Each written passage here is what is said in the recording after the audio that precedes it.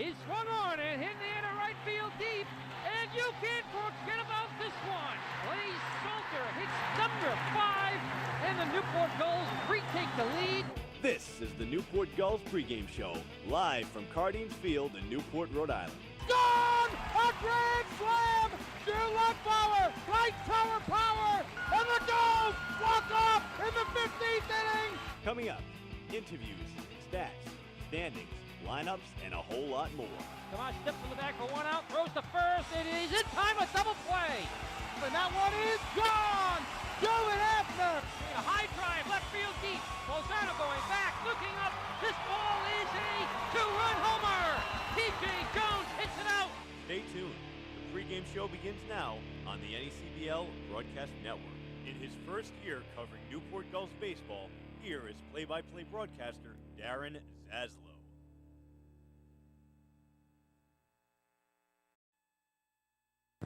The Newport Gulls are looking to secure back-to-back victories for the first time this season, coming off a 9-0 victory over the New Bedford Bay Sox last night at Paul Walsh Field in New Bedford, Massachusetts. Newport is 6-12 entering play tonight when they host the North Adams SteepleCats here at 6:35 p.m. from Cardines Field in Newport, Rhode Island. How you doing, everybody? Darren Zaslow with you here on Eckerd College Reunion Night. 250 Newport Gulls kids t-shirts are being given away courtesy of Brick Alley Pub. North Adams coming off an 11-0 loss last night against the Upper Valley Nighthawks. Newport, again, trying to keep this offense going last night. The Gulls received an excellent starting outing from Kyle Mora, the right-hander. Earned the win last night, throwing 6 scoreless innings. He struck out 4 and gave up just 1 hit.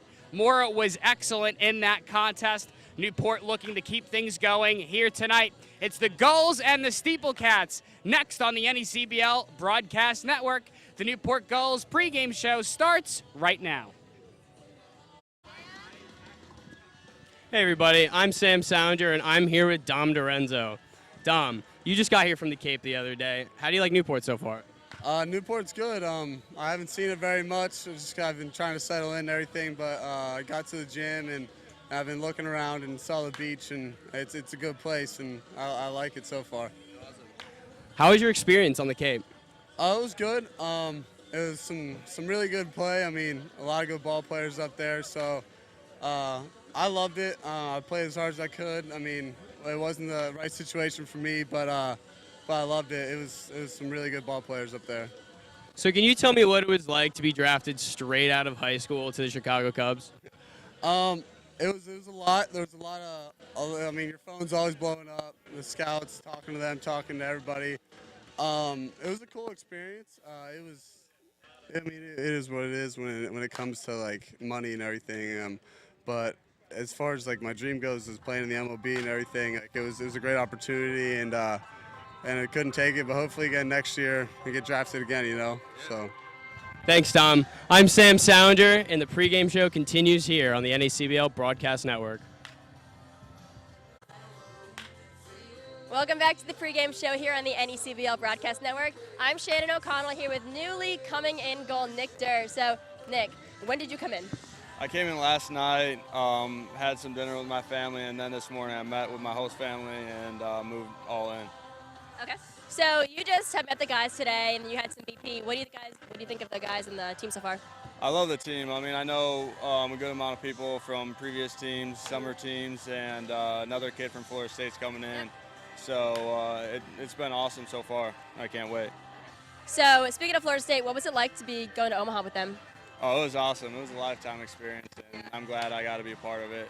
It was a good season, good year, and you know I got a little taste of it this year, so now we know what it takes to come back, and it was awesome. So what have you been doing in between your time at Omaha and then between coming here? Well, I went home for the period of time and just went to the beach and relaxed and took a couple of days off of baseball to just loosen up the mind, and then finally I locked in the last couple of days and then flew here, and now I'm ready. Okay. So you mentioned that fellow Seminole is coming in. J.C. Flowers will be here in the next couple of days. How is that going to make the transition here to Newport Gulls going to be easier? Definitely easier. I mean, like I said, I know a couple other people from this team, like Drake Fellows and Ty Duvall. But other than that, I mean, it's pretty nice having another kid that you know, especially for a whole year. Me and JC have been rooming together our freshman year, so it's really nice that we're going to be playing together on summer. All right, and lastly, what are you looking forward to most about being here in Newport for the summer? Just to get to know the island. I mean, I heard this is a neat place and this is awesome, so I'm excited to be a part of this. So. Yeah, I'm sure you'll have a really great time, so have a good game. Your game show continues next right here on the NECBL Broadcast Network.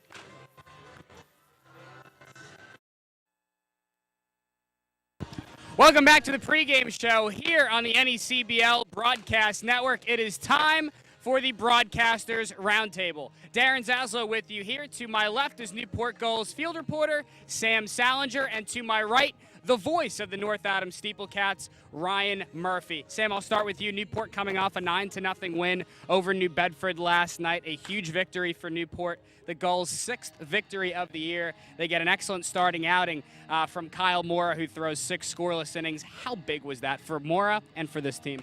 I think that was big for Mora and this team as well. I think Mora has shown himself in every inning he's pitched as definitely one of our aces. He throws great stuff consistently, and I think that's the main thing we want to focus on with him is consistency. I think that win was also big for the team as well because, you know, every game that we win, it looks like our bats are really going and our pitching is just great. So if we can keep doing that and if we can make that a habit, I think we're going to have a great rest of the season. Newport looking to record back-to-back victories for the first time this year. Sam, what does this team need to do here tonight to get another win? I think we need to keep our bats hot, and we're definitely going to need some good pitching tonight. But I think the main thing is going to be our bats because we have some big bats in this lineup and some great hitters. And when they're all clicking, I don't think there's any team in this league that could stop us.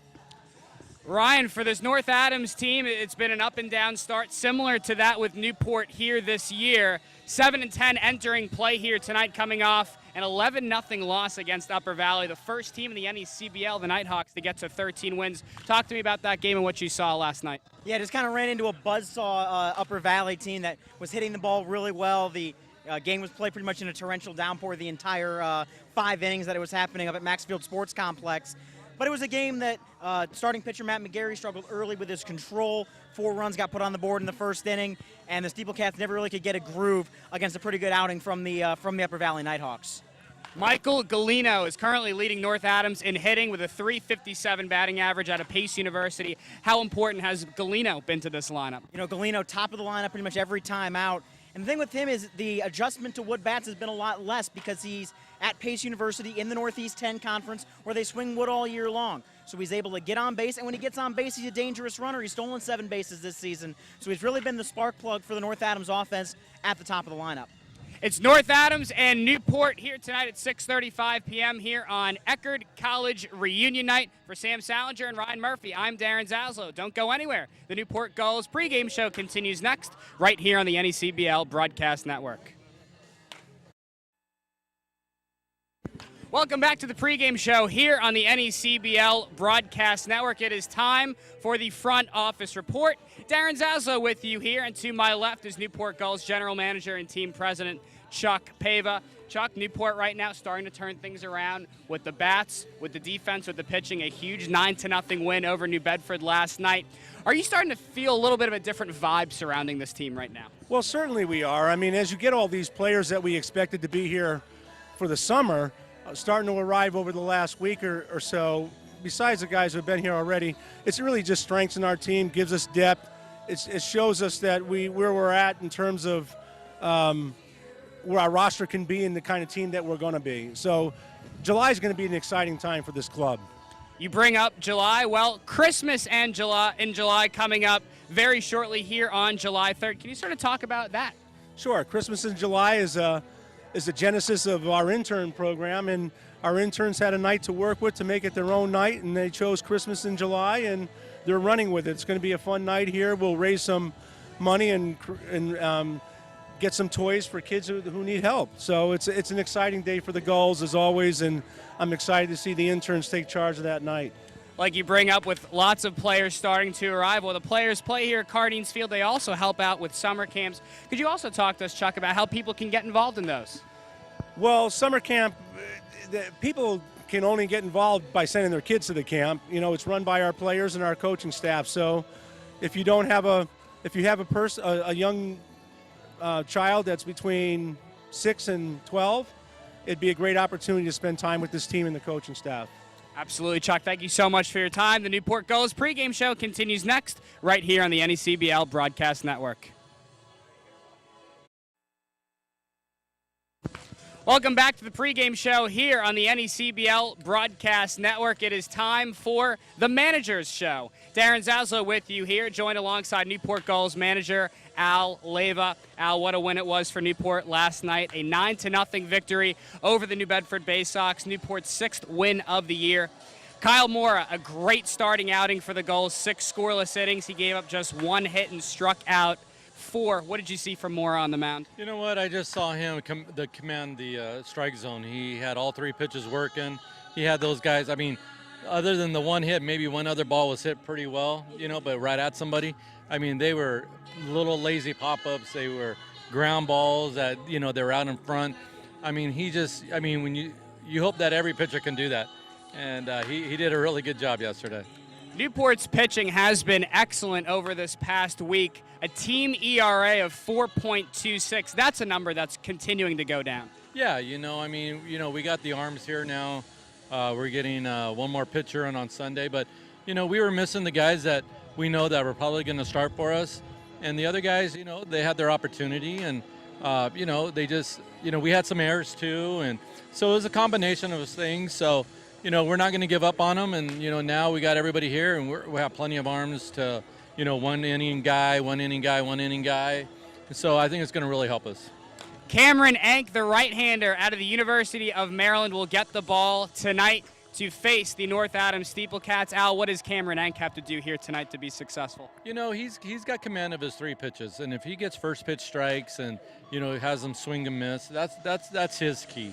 You know, he's got to work from ahead, just like all pitchers, though, basically. But you know, he's got stuff that can get you out on 3 pitches, and if he can do that, keep him off balance, you know, we're going to have a good shot at this.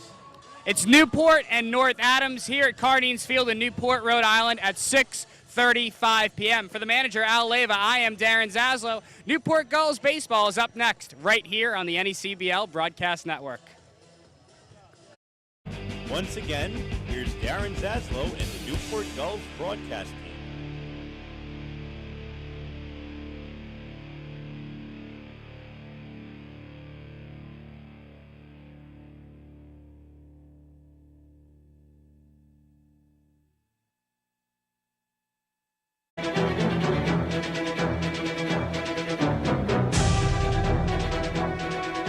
And we welcome you into Cardines Field here in Newport, Rhode Island for a cross-divisional matchup here in the New England Collegiate Baseball League. The Newport Gulls host the North Adams SteepleCats here on Eckerd College Reunion Night. 250 free Newport Gulls kids t-shirts have been given out courtesy of Brick Alley Pub. How you doing, everybody? Darren Zaslow with you here. To my left is Newport Gulls field reporter Ben Maxoud, the voice of the North Adams SteepleCats, Ryan Murphy, and to my right, Gulls field reporter Sam Salinger. We are all here with you. North Adams 7-10 entering play here tonight. Newport 6-12.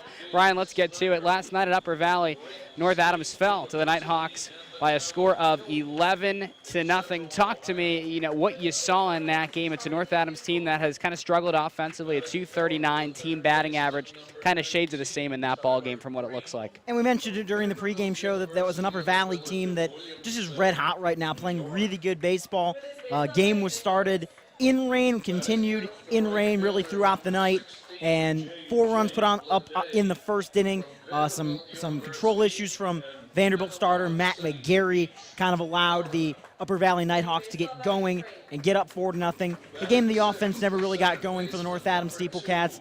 They actually haven't had an RBI in now 2 consecutive games. Scored 3 runs against the Mystic Schooners 2 nights ago at Joe Wolf Field. All of those were on directly on Mystic Airs. That's really going to be a key tonight for North Adams as they have to start getting the bats going. Very capable lineup, a new player we'll talk about as the broadcast goes along with a good pedigree. Have to get the bats going against this Newport Gull Ball Club. Sam, Newport did get those bats going yesterday in a 9-0 win over the New Bedford Bay Sox on the road at Paul Walsh Field. A great outing from Kyle Moore, the right-hander out of UCLA, through 6 scoreless innings. Struck out 4, gave up just 1 hit. It was a much-needed win. Oh yeah, it was definitely a big win for us. I think every win is big from this point on. You know, we started off slow, and we really need to prove that we are one of the best teams in this league, and we need to do it night in and night out. We'll see if Newport can do it here tonight. The Gulls have not recorded back-to-back victories yet this season. They are looking to do that here tonight against the North Adams SteepleCats. Don't go anywhere. We'll come back with a look around the NECBL scoreboard and current standings right after this. This is the NECBL Broadcast Network. Franklin.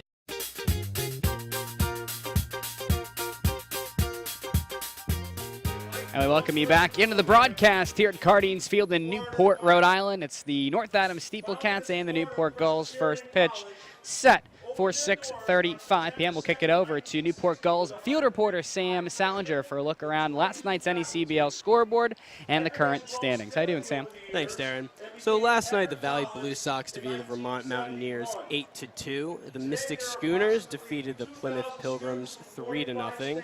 The Upper Valley Nighthawks defeated North Adams 11-0. Danbury defeated Sanford 8-6. Newport beat New Bedford 9-0. Winnipesaukee defeated Ocean State 10-1, and the Valley Blue Sox defeated Vermont 7-1 in their second game. And of course, we've talked about the standings here on the broadcast numerous times. Very, very close teams, lots of talent in this league. Why don't you take us through those standings? So in the Northern Division, we have the Upper Valley Nighthawks sitting in at first, with the Valley Blue Sox only a game behind. Then the Winnipesaukee Muskrats 5 behind. Then the Keene Swamp Bats, North Adams SteepleCats, Vermont Mountaineers, and the Sanford Mainers. Over in our South Division, we have the Ocean State Waves sitting in 2 games ahead in first, with the Mystic Schooners in second. Danbury is also 2 games behind, and the Plymouth Pilgrims are 4.5, while New Bedford Bay Sox are 5 games behind, and our Newport Gulls are sitting at 6-2, 7 games behind first in the Southern Division. Thanks so much, Sam. First pitch tonight being thrown out by Bill Matthews, a graduate of Eckerd College in 1979. He's the official scorer for the Tampa Bay Rays, and he's getting ready to throw out the first pitch here at the ballpark. Don't go anywhere. When we come back, we will hear the national anthem here at Cardines Field in Newport, Rhode Island. This is the NECBL Broadcast Network. Sunday, July 30th, it's...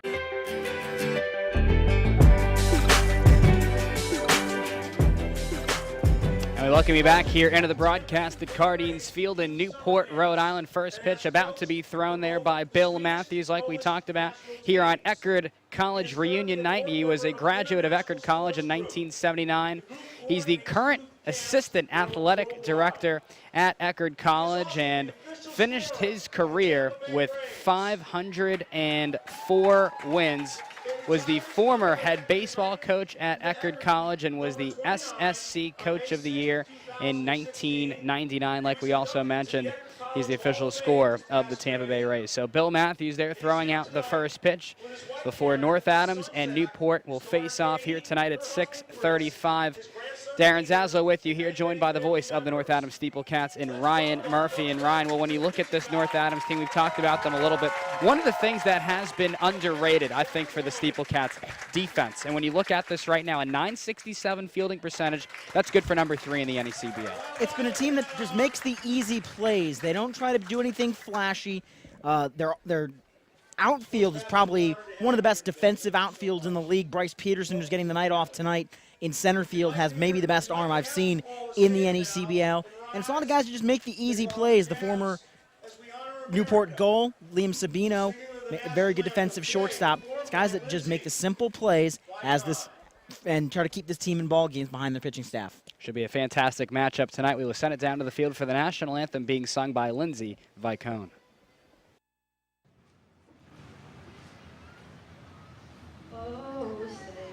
Can you see by the dawn's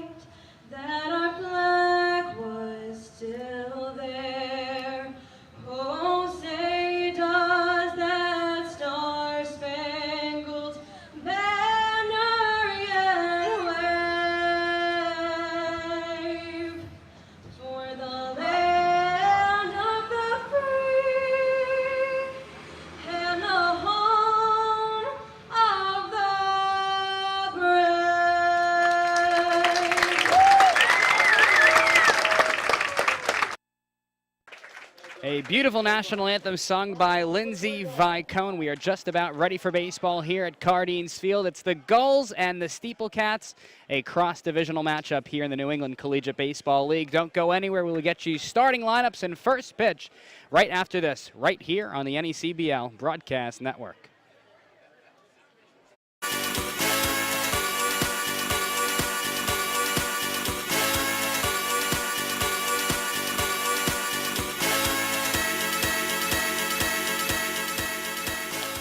And we are ready for baseball here between North Adams and Newport here at Cardines Field on Eckerd College reunion night.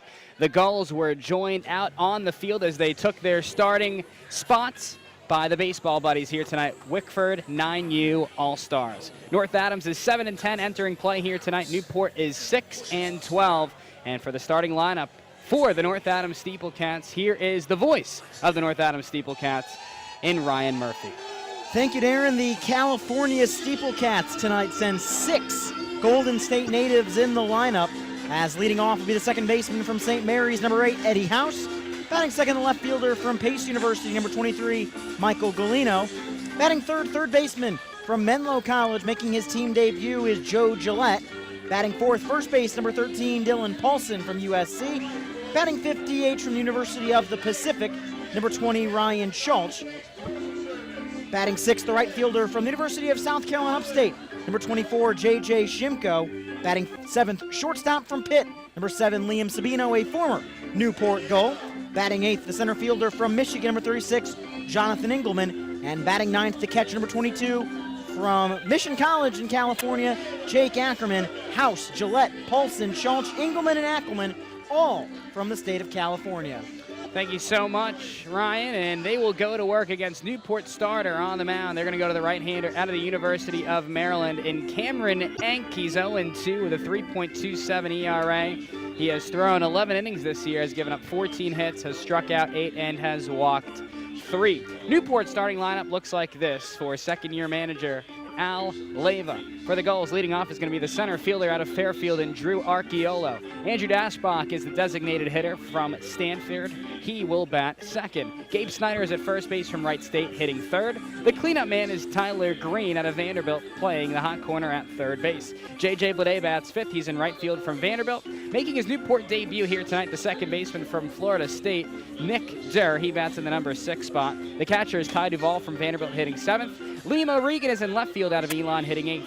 And rounding out the Newport lineup is the shortstop, Bruce Steele, out of Wake Forest. And, of course, on the mound for the North Adams SteepleCats is Alex Pantuso from Slippery Rock University. And why don't you tell us about him there? Pantuso making his second start, 4th overall appearance for the SteepleCats. A 15 ERA. He got hit hard in his only start, allowing 5 runs on 6 hits, 4 strikeouts, 3 walks in an 8-2 loss to the Keene Swamp Bats. But a guy that at school this year at Slippery Rock, high level, was a first team all-conference selection in the Pennsylvania State's Athletic Conference, went 5-2. Big stuff, 87 strikeouts in 60 2/3 innings for Alex Pantuso as the ace of staff for Slippery Rock. Thanks so much, Ryan. Your umpires here tonight at the ballpark behind the plate, Vincent Krejci, and on the bags is Rudy Firmbach and Dave Turco. Your weather here at Newport, 69 degrees, mostly cloudy skies, 15-mile-per-hour winds. We'll also take you through the starting alignment for the Newport Gulls here in the inning, as Eddie House will step in, the second baseman from St. Mary's College. Digs in from the right side. The first pitch from Cameron Enck on the way. Fastball runs in high towards the hands of House. It is 1-0. From left to right around the Newport infield, Tyler Green is at third. Bruce Steele is at short. Nick Durr is at second. Gabe Snyder is at first. 1-0 pitch. Taken there for a strike on the outside corner, 1-1. From left to right in the Newport outfield, Liam O'Regan is in left field. Drew Archiolo is in the center. J.J. Blade is in right. And catching the balls and strikes from Cameron Enck is Ty Duvall. Enck winds and fires the 1-1. Fastball misses up and inside. 2 balls and 1 strike. Your field dimensions here at the ballpark: 315 down the left field line, 365 to left center, 395 to deep center field, 340 to right center, 285 down the right field line. 2-1. High chopper to third. Picked up there on the long hop by Green. High throw to first. Not in time. Pulled Snyder there off the bag. He went for the tag. House was by him before the tag was applied. Has to be an E5 there on Green, and that is what it's going to be. So House reaches on the Green error. As Green, right off his hand there, you saw that ball took a little extra carry. Good jump by Snyder to try to pull it in, but that swipe tag to House was not in time. And that'll bring up the leading hitter on this ball club in Mike Galino. He's out of Pace University, bats from the right side. The white arm sleeve on that right arm has the black wrist tape on the left arm. And looks at a called strike there at the knees on the outside corner, 0-1 to the Pace University product in Galino. First SteepleCat to 20 hits this year. He's 20 of his first 56, good for a 357 average. Hank sets the tan glove letter high, a long pause on the mound, 0-1. Fouled off, straight behind home plate.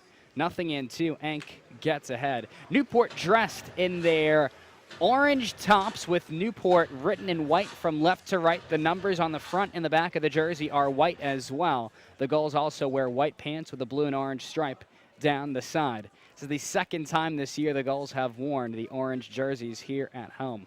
North Adams dressed in their black and yellow tops with SteepleCats written in black, outlined in white from left to right. The numbers on the front and the back of the jersey are black, outlined in white, as well as Galino goes down on strikes there. First strikeout of the ball game for Cameron Ank, and there's one away. SteepleCats have alternated this season between the gold jerseys and the black jerseys. The gold are more of the home, if you will. They have the team name across the front. The black has the city name across the front, but with no whites, no grays. You can kind of wear whatever you want, whenever you want, as we now see the team debut of Joe Gillette, a former Oregon State Beaver, now at Menlo College. Steps in from the right side. We're still scoreless, top half of the first. A runner on first and one away. Ank will check up there on House.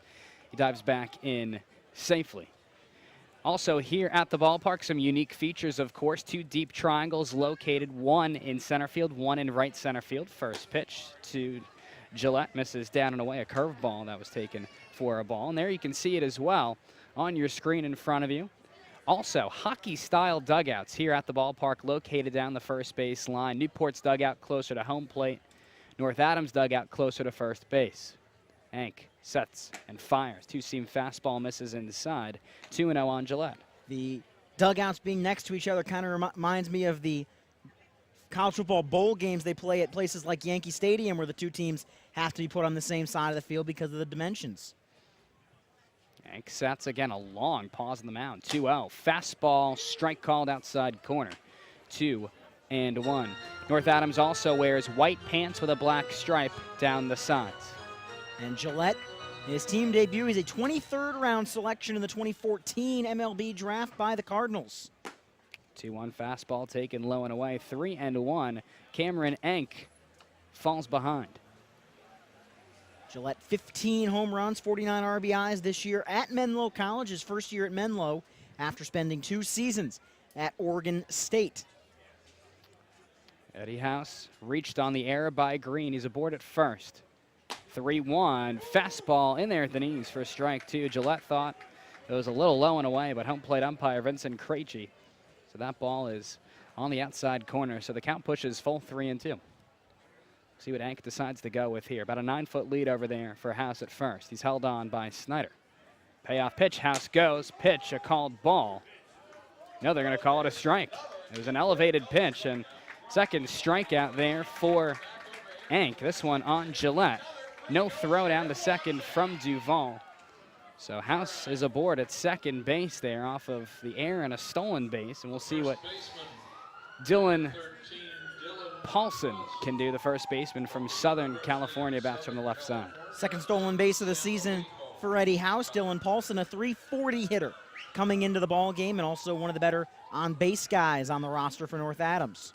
First pitch from Ank misses up and inside for ball 1. Has posted thus far this season a .466 on-base percentage for the SteepleCats. Ank here tucks the tan glove about hip high as he gets the sign from Duvall. The target set low and away. Next pitch, weak ground ball to second base. Picked up there by Durr. Sets his feet, low throw to first. Retires Paulson 4-3 in the inning. is over.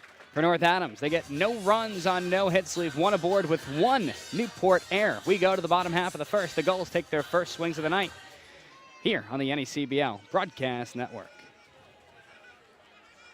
And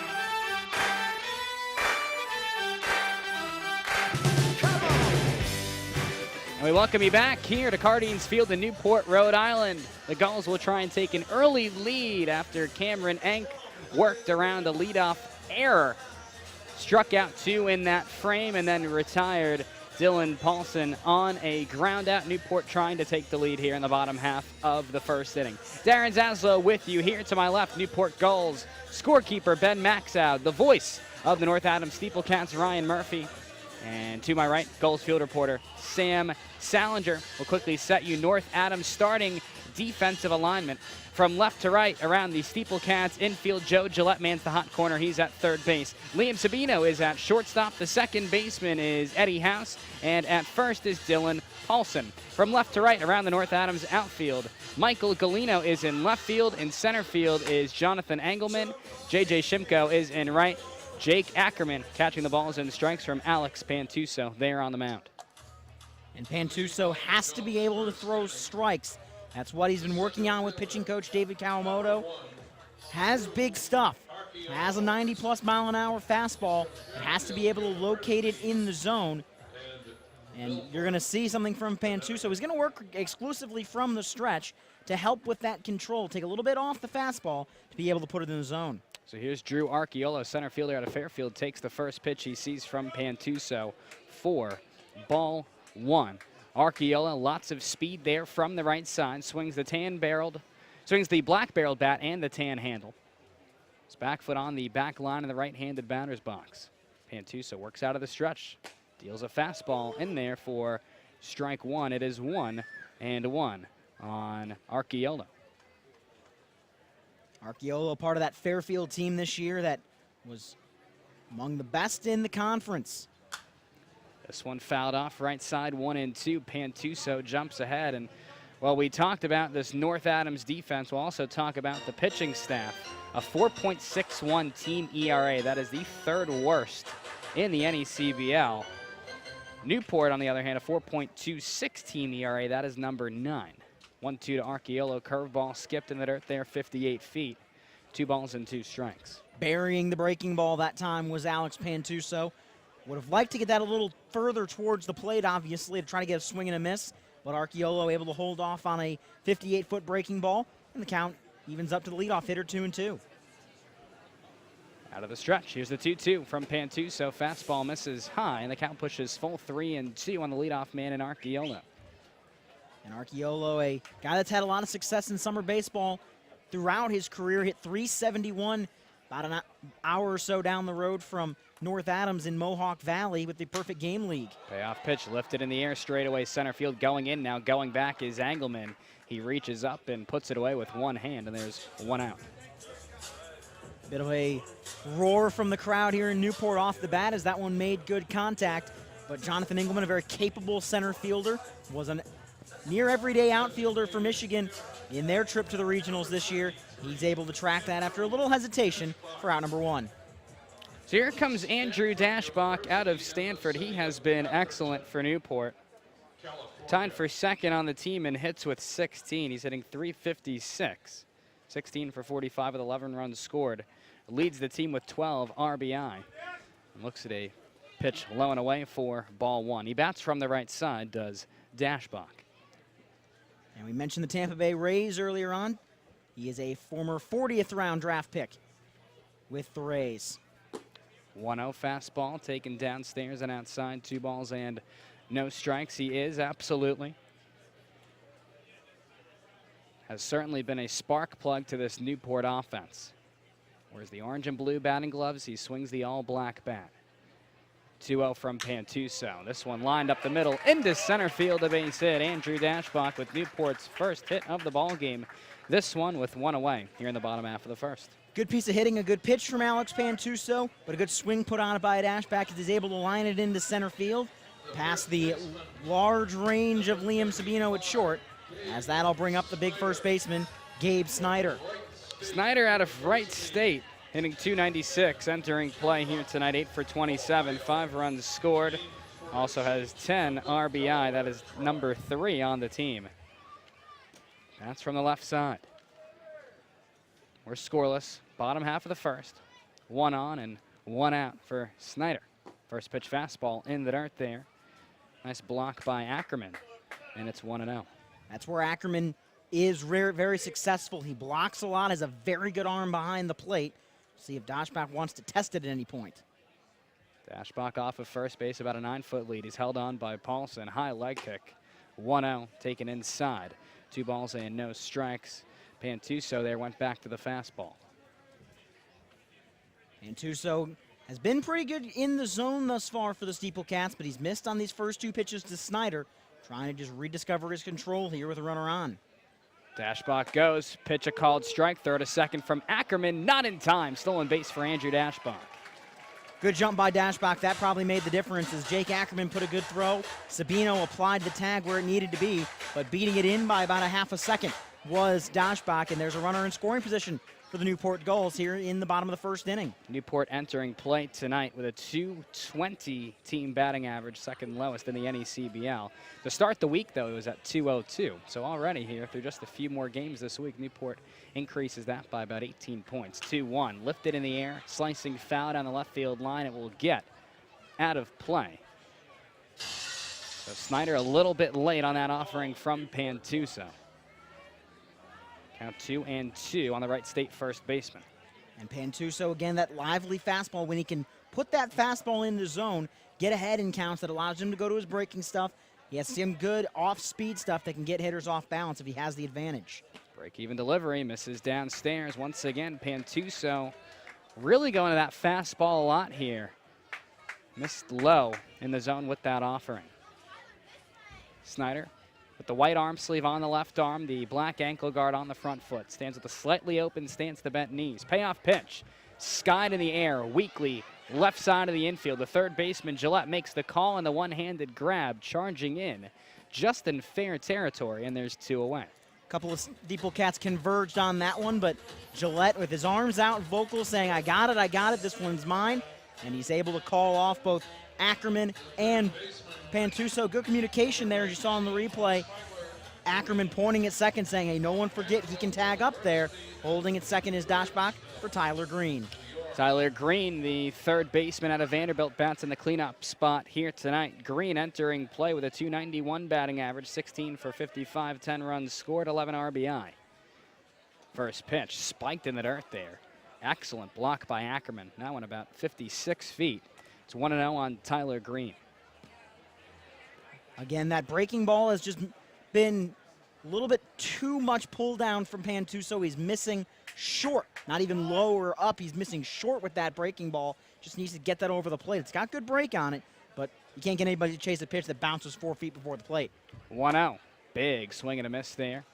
1-1. And that's what you want out of that breaking ball from Alex Pantuso.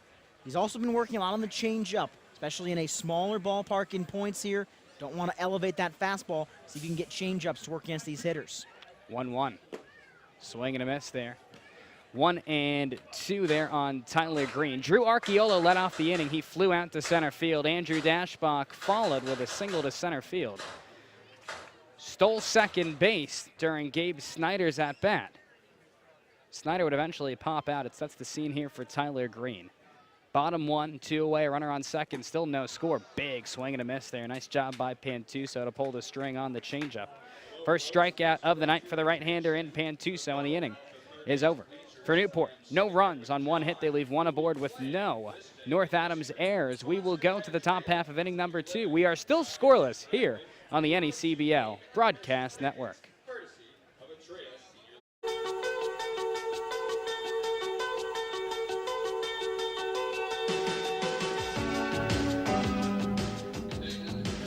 As we head to the top half of inning number 2, we are still scoreless in a cross-divisional matchup here in the NECBL between the North Adams SteepleCats and the Newport Gulls. Hitters 5, 6, and 7, Ryan Schulch, J.J. Shimko, and Liam Sabino all due up for North Adams to face Cameron Enck, who enters his second frame of work. He misses high with a fastball there to Schultz.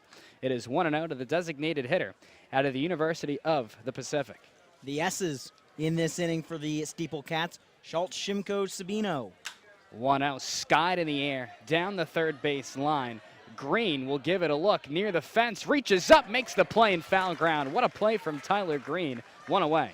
Green able to track that very limited foul ground, especially down that third base side as it heads towards the outfield grass. He's able to get over there and had that hand on the fence to try to guide himself, able to reach up and make the catch for out number 1 as that brings up the right fielder in J.J. Shimko.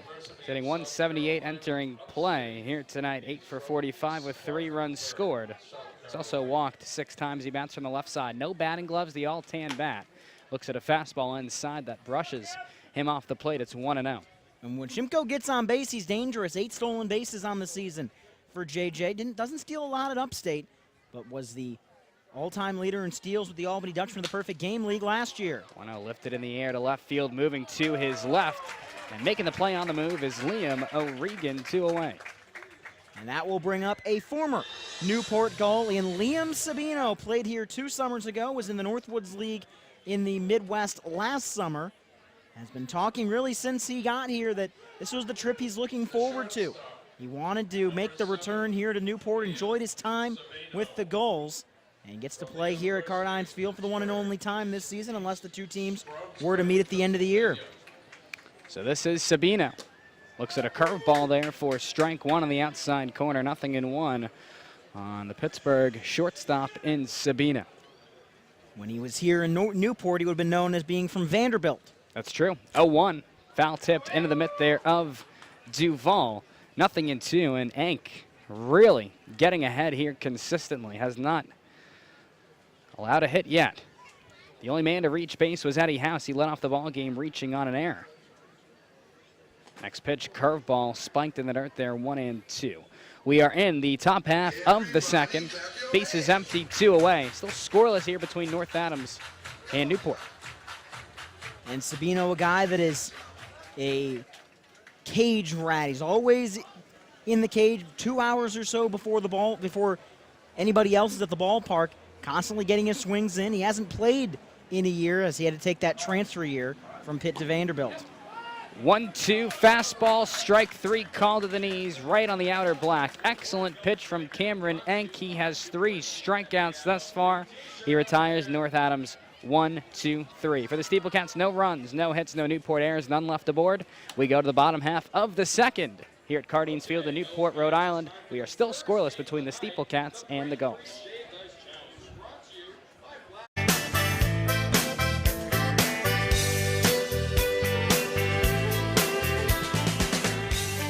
Welcome back here to Cardines Field in Newport, Rhode Island. The Gulls looking to take an early lead here as we are still scoreless going into the bottom half of inning number 2. For the Newport Gulls, hitters 5, 6, and 7 due up. J.J. Blade, Nick Durr, and Ty Duval.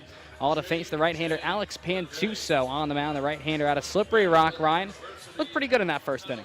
Probably the best inning we've seen from Alex Pantuso this season. Had control, and that was the big thing that was asked from him. Working from the stretch seems to be helping Pantuso. Here's J.J. Blade, steps in, looks at a fastball down and away for ball 1, the right fielder out of Vanderbilt.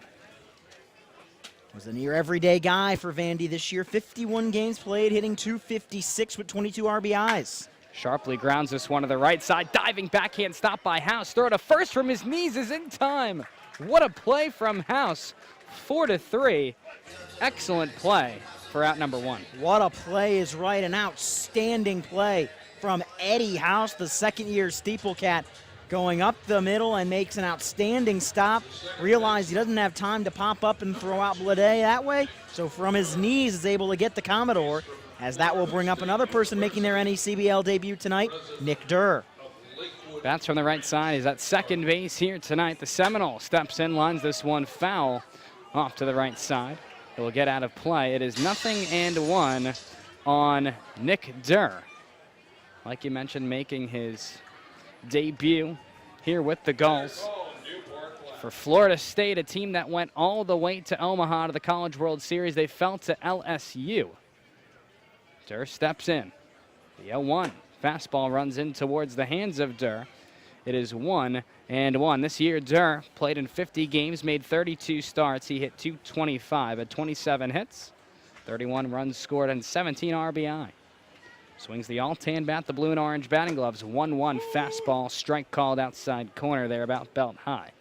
Chose to go to Florida State after being drafted in the 33rd round of last year's MLB draft by the Reds out of Sarasota High School, one of the more prestigious programs on the west coast of Florida. 1-2 curveball skied in the air down the right field line, moving over towards his left towards the line is Shimko. He will see it out of play there over the warehouse. Of course, the Cardines Field scoreboard is located down the right field line. It is black and white. The numbers light up in red, and also the American flag waving as well over the warehouse there down the right field line. And one of the, I think the only scoreboard I've seen in the NECBL that actually displays the time of day. 1-2, fastball in there, strike 3 on the inside corner. Another strikeout here for Pantuso. His second of the ball game brings up the catcher and Ty Duvall. And the North Adams SteepleCats have had two very consistent starters this year. Blake Whitney, who's the reigning National Pitcher of the Week by Collegiate Summer Baseball, and Blake Donnelly, who's tied for the NECBL and wins with 3. If they can get this Alex Pantuso going forward, he becomes a big part of the rotation for North Adams. Ty Duvall hitting .316 entering play here tonight. 12 for 38. His batting average ranks number 3 on the team. Takes a strike there on the outside corner. It's 0-1. Another Vanderbilt Commodore in Ty Duvall. Limited appearances, just 24 ABs for them, but made the most of those 24 ABs, going 9 for 24. 0-1 change up there in the dirt. 1 ball and 1 strike. Behind the plate today for the Gulls, went to Lebanon High School, Lebanon, Ohio, originally from Cincinnati, heading to Vanderbilt. Plenty of Vanderbilt Commodores on these two rosters, both past and present. Bats from the left side, swings the all-royal blue bat, 1-1. Fouled off left side, 1-2. Pantuso there. Now getting ahead here of Duvall. He has retired 4 straight, and also, Ryan, on weak contact. Pop-up, strikeout, ground out, and strikeout. Yeah, he's done an excellent job locating his pitches thus far. And taking a look at Ty Duvall, if I didn't know better, I'd say he's swinging a metal bat just based on that, that gleaming blue. 1-2 pitch, once again. Spikes that one in the dirt. That one about 50 feet. 2 balls and 2 strikes. 2 outs in the frame. Bottom 2. The base is empty. We are still scoreless between North Adams and Newport. And if you're going to throw mistake pitches like Pantuso has done with these breaking balls, that's the perfect way to do them, is nobody on, ahead in the count, you spike a breaking ball. You'd rather do that than, say, hang a breaking ball and see it get hit into one of the big trees beyond the fence. Pantuso working exclusively out of the stretch here. He works from the first base side of the rubber, tucks the brown glove letter high as he gets the sign from Ackerman. Now sets the brown glove letter high. The leg kick, the 2-2. This one lifted in the air. Shallow left field coming on is Galino. Long run, and he makes the play on the move. Inning over. Excellent frame from Pantuso. He retires the Gulls. 1, 2, 3. For Newport, no runs, no hits, no North Adams errors, none left aboard. We go to the top half of the third here at Cardines Field. We are still scoreless between North Adams and Newport right here on Eckerd College Reunion Night. This is the NECBL Broadcast Network. Out in center field.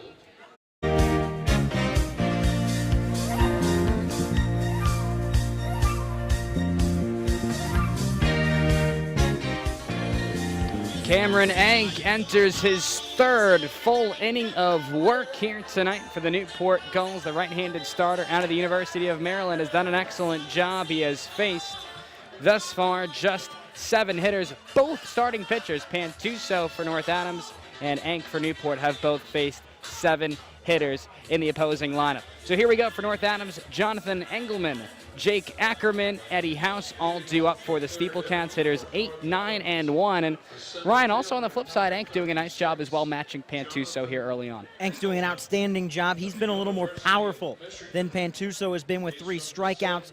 SteepleCats have made some decent contact against him. Shimko flying out, House hitting a ball hard towards third. But neither team has been able to get a big hit thus far. So here's Engelman, the center fielder out of the University of Michigan takes a two-seam fastball off the inside corner for ball 1. And something to keep in mind with Cameron Enck is he is not a guy that threw a lot of innings this season.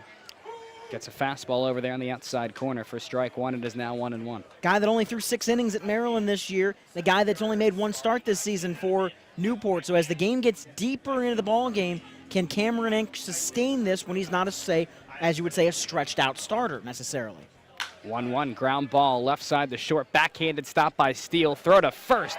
Retires Engelman by a step and a half. 1 away.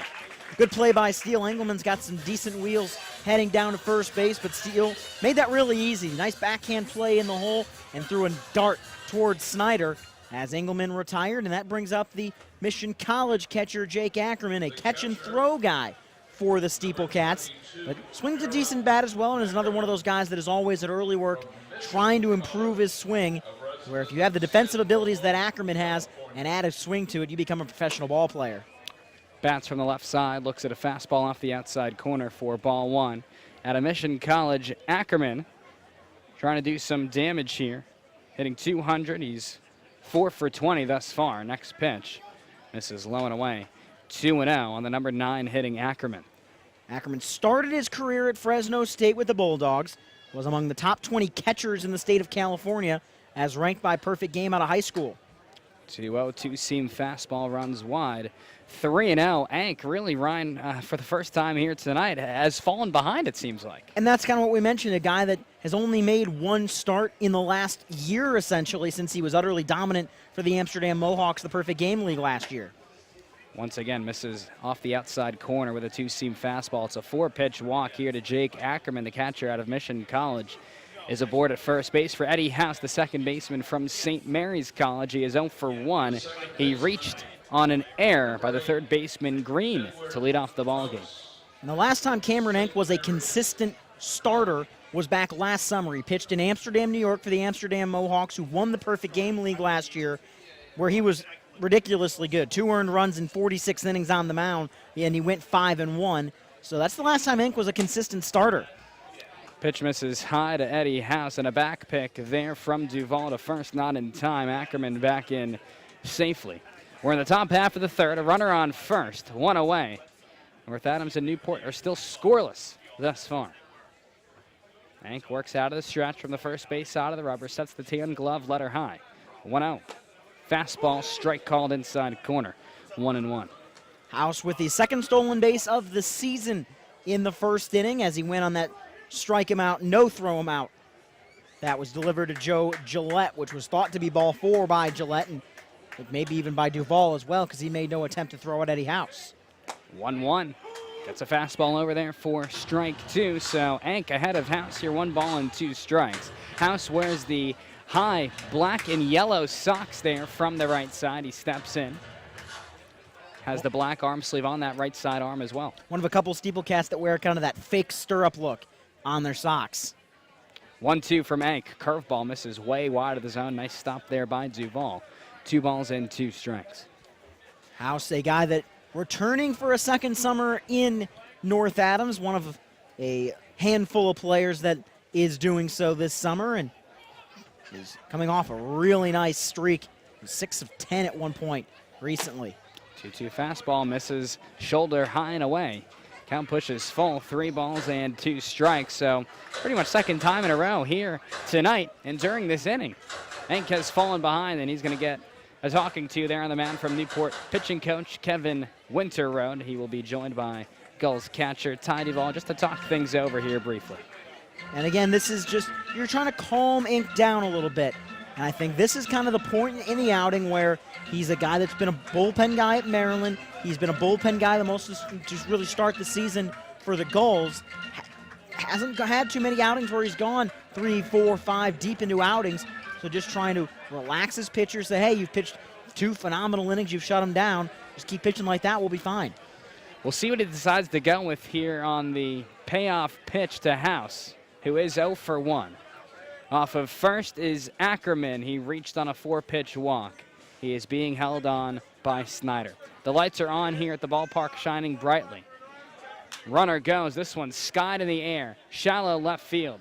Under it is the shortstop Steele. He reaches up and makes the play. Having to retreat quickly back to first is Ackerman for the second out of the inning. And to expound on that point with Cameron Inc., he's making his 5th appearance of the season. 2 innings, an inning and 2/3, 2 1/3 innings, and then a 5-inning outing against Ocean State, where the first place Waves won that game 7-1. And what happened? Ocean State started getting to him late. Put a run up in the 3rd, put 3 runs up in the 5th. So how will he do against the second time through this lineup? We'll see. Here's Michael Galino. So for 1 with a strikeout. Skies this one foul, right side. And out of play. It is 0-1 on the Pace University left fielder.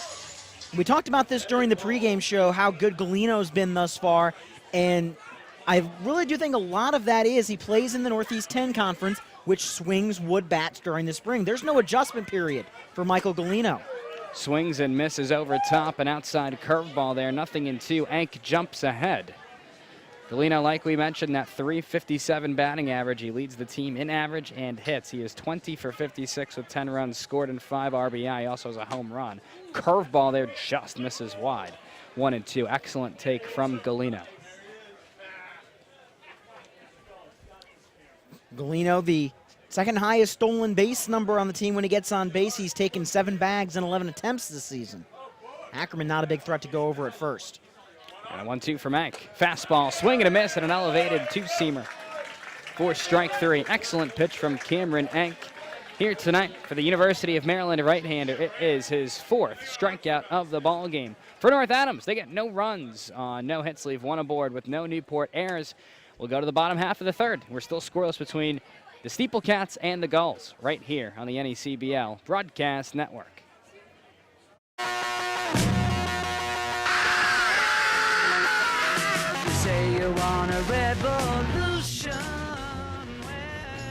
And as we head to the bottom half of inning number 3, Newport and North Adams are still scoreless here at Cardines Field in Newport, Rhode Island.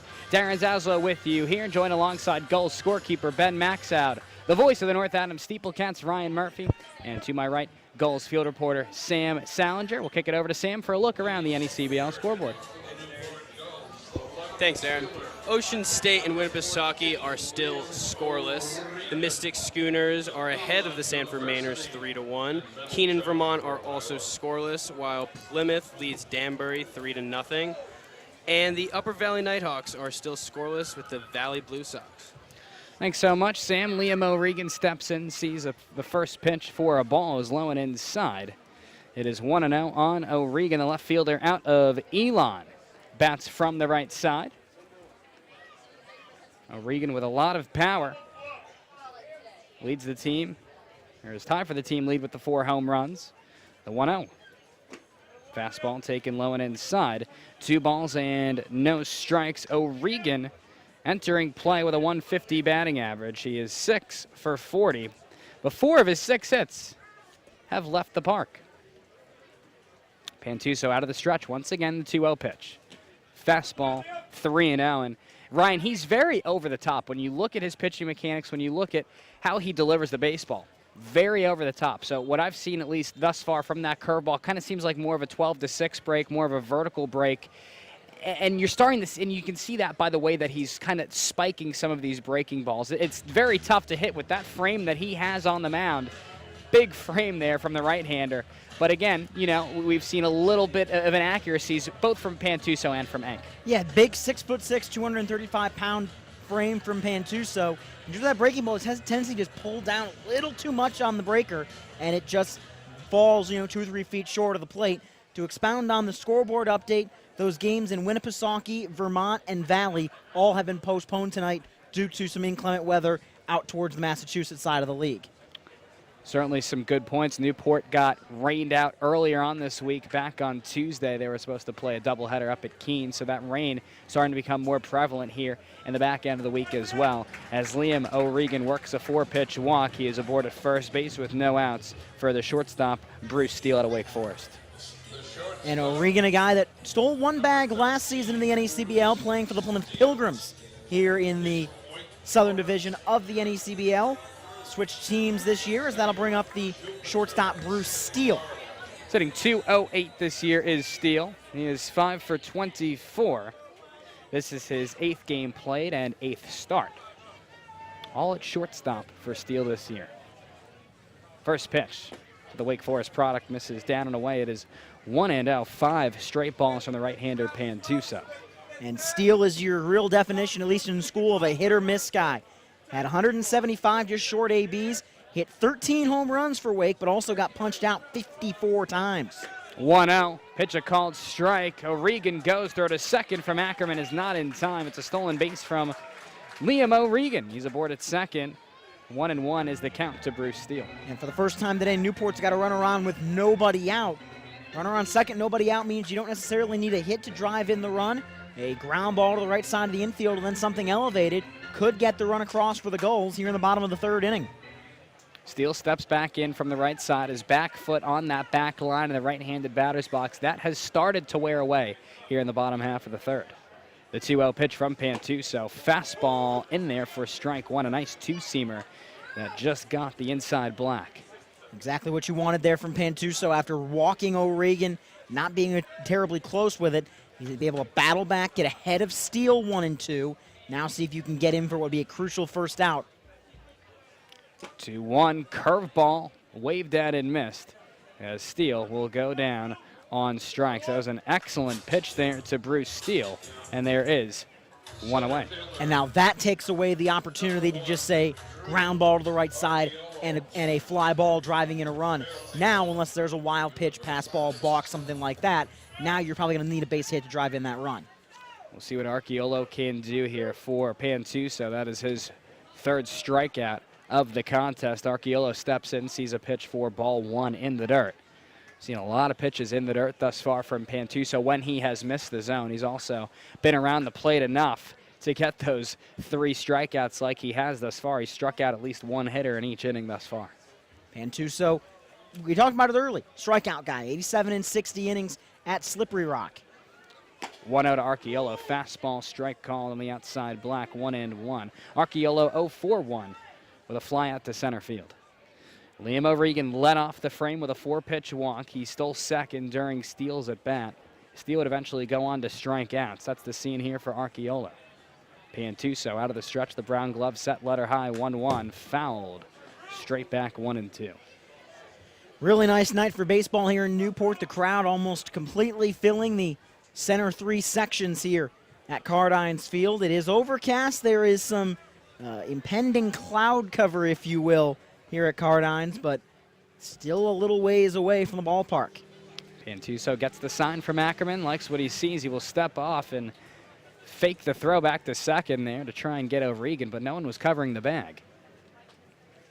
Everyone plays at their normal depths here in this SteepleCats infield. Of course, the shortstop, Sabina, the second baseman, House pinched at double play depth as O'Regan goes, but this one is fouled straight back by Archiolo, still 1-2. That one banged off the top of the wood facade here at Cardines and actually ricocheted back into fair territory as Jake Ackerman will come out and discuss what he wants on the 1-2 pitch, probably having something to do with that runner on second base. Maybe go to secondary signs. Maybe could see maybe even a pitch out here, 1-2, as you just saw O'Regan going in motion there on that previous 1-2 delivery. Maybe Pantuso getting something from Ackerman to say, hey, if I throw this down, that means I think he's going. Let's pitch out. We'll see what they're going to do. North Adams has not really been holding O'Regan on there that much at second. The 1-2 from Pantuso. Curveball misses downstairs. 2 balls and 2 strikes, and there, Ryan, you see that 12-6 sort of break on that, just broke below the knees. And that was I think the pitch that he wants to throw ahead, wants to get that to where that was a pitch you definitely could swing at. Just good play discipline from Archiolo. 2-2 fastball fouled off right side. Count remains leveled here, 2-2 on the Fairfield center fielder and Drew Archiolo. We are in the bottom half of the 3rd. 1 away, a runner on second. North Adams and Newport are both still scoreless here in a cross-divisional matchup in the NECBL. Pantuso works out of the stretch from the first base side of the rubber with a look towards second. The 2-2 curveball skied in the air, shallow right field. Paulson, House, and Shimko all give chase, and it will be the second baseman, House, to make the play. He will throw back towards second. O'Regan is back in safely, but that is out number 2 here in the bottom half of the 3rd. That ball sailed a little bit on House. Probably should have been J.J. Shimko's ball, but House able to get the glove up, make the catch for out number 2, and the man with the only hit for the Newport Gulls in Dashbach will step in. In fact, he has the only hit for either ball club through almost 3 full. Dashbach will step in from the right side. Like you mentioned, Ryan, he is 1 for 1 with a single to center field. He did that with 1 out back in the bottom half of the first. Steps in here from the right side. The bent knees, the squared stance. First pitch from Pantuso. Fastball gets the strike there on the outside corner. Dashbach took that pitch at his 0-1. Dashbach, a decorated player out of high school out in California, was the State Player of the Year for small schools in California and was first team All-State. 0-1 line, deep center field, backtracking is Engelman, and it's over his head. It'll one-hop the wall. O'Regan will score. Dashbach slides into second base with a 2-out RBI double here in the bottom half of the third to put Newport ahead 1-0. Looked like Jonathan Engelman just misread that ball a little bit off the bat. He took a couple of steps in, then realized it had gotten over his head. Well hit ball from Dashbach, and he's got both hits in this game, and Newport strikes first to bring up Gabe Snyder. He really has been a spark plug for this Newport lineup. He's 2 for 2 with a single and a double. Here is Gabe Snyder. The first baseman out of Wright State is 0 for 1 with a pop out. That's from the left side. Gabe Snyder, a Millersburg, Ohio native, a returning Newport Gull. Hit .314 in 16 games with the ball club last year. He's been a 3-year starter at Wright State. First pitch from Pantuso, fastball taken low and inside. 1-0 there on Snyder. Bottom 3, 2 outs, a runner on second, 1-0. Newport leads over North Adams. Courtesy of the 2-out RBI double from Andrew Dashbach. He takes his lead off of second base. Sabino held him on there, now retreats to his position. As Snyder fouls this one straight back, 1-1. A guy that has hit 29 home runs with almost 150 RBIs in 3 seasons in the Horizon League with Wright State. Hit 2 in just 51 at-bats last year for Newport.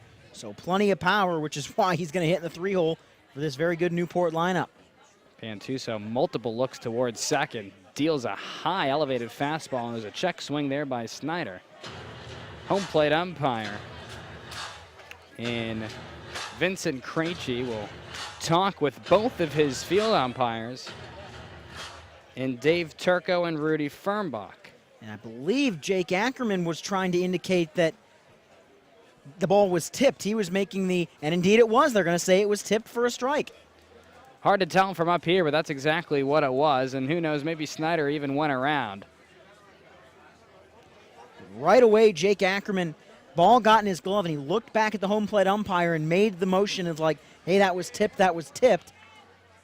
You forced the 3 umpires to come together, and somebody said, yeah, I heard the tip, and got that strike called.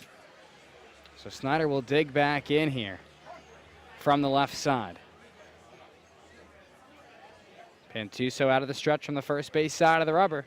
Pitch on the way. Spiked in the dirt. Gets away from Ackerman. To third base will go Dashbach. He'll take the turn around the bag and will hold up there.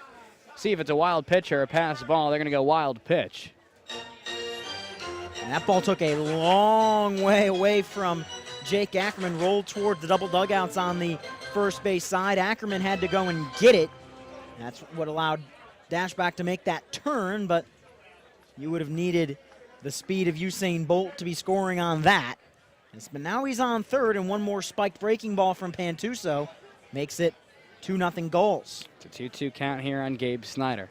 Pantuso is ready. So is Snyder. The break-even delivery. Curveball fouled straight back. Excellent at bat here by Snyder to stay alive. Still 2-2. A camera-rocking foul ball off the bat of Gabe Snyder. If you're joining us on the NECBL Broadcast Network, you saw the camera behind home plate vibrate with the ball that was shot about 3 feet or so directly below it. Snyder digs back in. 2-2. Fastball, this one hit in the air to right field. Going back to his left is Shimko. Again, that one hops the fence. Dashbach will score. Snyder's trying for 2. House's throw is not in time. It's a 2-out RBI double for Gabe Snyder to give Newport a 2-0 lead here in the bottom half of the third. SteepleCats very nearly threw out Snyder at second base. I think Eddie House was kind of left unaware that there was going to be that close at the bag, as if he had been in position to get the relay, you probably get Snyder at second base, but a good piece of hitting that got over the head of J.J. Shimko, and back-to-back doubles, the first 2 extra base hits of the game, have Newport up 2-0. Back-to-back RBI doubles. That has been huge here for Newport. Here's Tyler Green, the third baseman out of Vanderbilt. He's 0 for 1 with a strikeout, trying to keep this all going here with 2 outs in the frame. Pantuso sets and fires. Two-seam fastball. Called strike on the inside corner there, 0-1.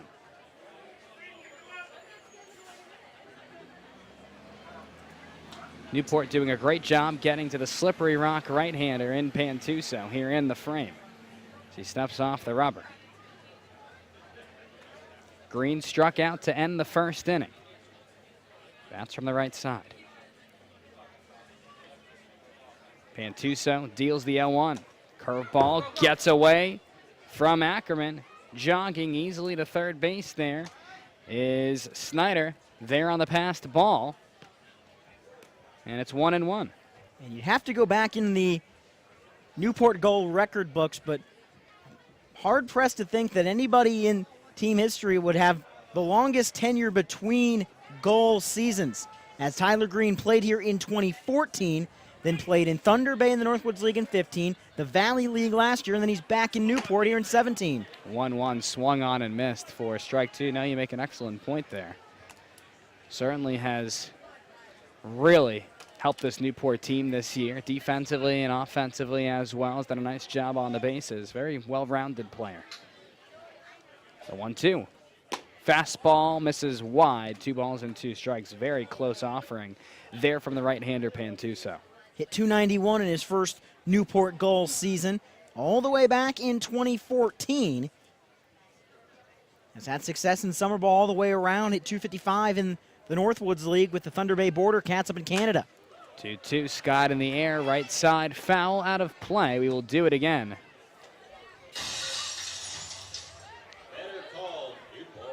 So we'll see what Pantuso decides to go with here. He has really struggled to throw that curveball specifically for a strike. Again, it's not impossible to get hitters out with just a fastball. Just makes things a little more challenging. And especially when it's one thing if you're not throwing it for strikes. It's another when you're not even throwing it for any possibility of swing and miss. When you're spiking it 2-3 feet short of the plate, there's no opportunity for anybody to get a swing and miss. 2-2 goes to the curveball there. That one swung on a miss, dropped by Ackerman. Throw to first is low, but grabbed there by Paulson. And the inning is over. For the Newport Gulls, though, the damage has been done as they get 2 runs on 2 hits, leave 1 aboard here in the frame. We will go to the top half of inning number 4 with the Gulls out in front of the SteepleCats by a score of 2-0. This is the NECBL Broadcast Network.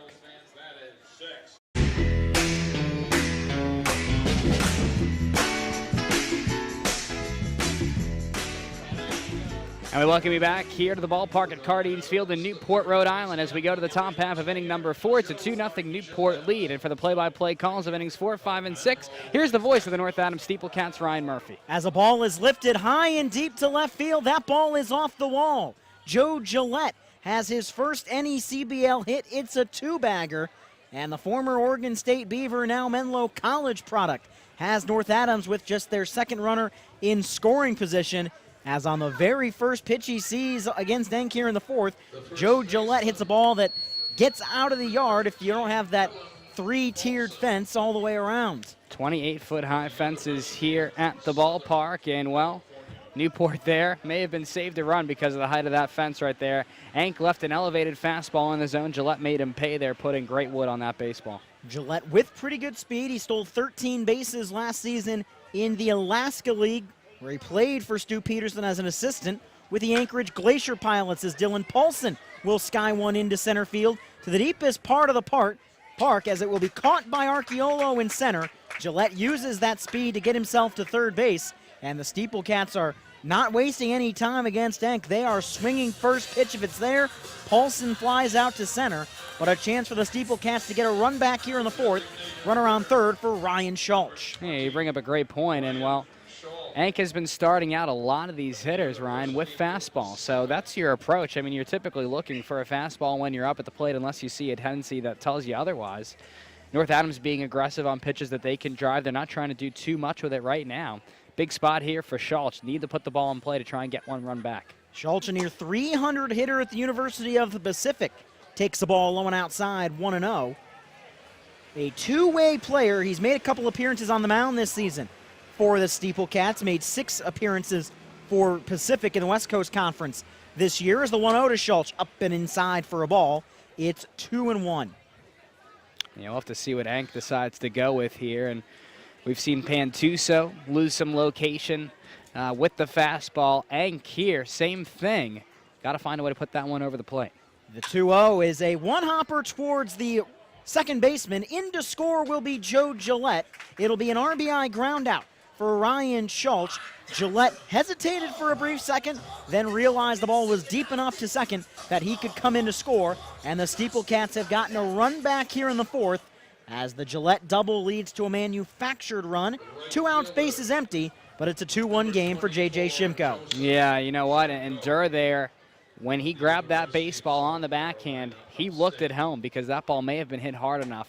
But again, Durr playing at that deep positioning at second base. Could not make the throw in time. North Adams here making some noise with the offense. First pitch to Shimko, missed for ball 1 as some shifting going on in the Newport outfield as Shimko will hit a 3-hopper towards Steele at short. Steele's throw is high but gloved by the big first baseman Snyder, and the inning is over. The first pitch of the inning gets the SteepleCats their run as Joe Gillette doubles and comes in to score on a Ryan Schultz ground out. We played 3.5 innings from Guardians Field in Newport, Rhode Island with your score. It is the Newport Gulls 2 and the North Adams SteepleCats 1. You're watching the NECBL on the NECBL Broadcast Network. Back for the bottom of the fourth right after this.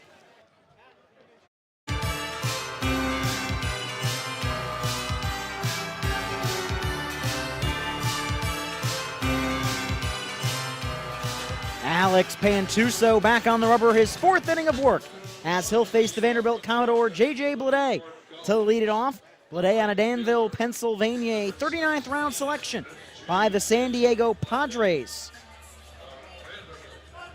As this game is an inning away from being official, as you may be able to see on your screen as we go to the wider shot. It's gotten dark here, and not just because it's getting a little later. It is a impending day here in Newport. Is the first pitch, as you see it on your screen right now. Whenever there's that much yellow and red and it's coming in your direction, no bueno. Not a good sign. That is well said. As Pantuso deals his 0-1, breaking ball comes low. That's more what you want out of a breaking ball when you're ahead. Bury it low, but get it over the plate so that it is more likely that you can get a chase. Good plate discipline there from J.J. Blade. And even if you miss with it early on in the count, you still can work your way back from falling behind. The 1-1 in there on the outer half for a strike, 1-2. As we mentioned before, if you're going to miss with the breaking ball, miss low. Don't miss up, especially with a good hitter like J.J. Blade. He'll elevate and put this ball out of the ballpark. 1 ball, 2 strikes from Alex Pantuso. As the righty deals the 1-2, it's popped up foul down the third base side. Joe Gillette as a little stumble as he got out of his position, but the ball well out of play anyway, as it remains 1-2. Yeah, Pantuso, like we've talked about with that fastball. Very heavy fastball. You don't always see that with the 2-seamer, but Pantuso using that big frame on the mound.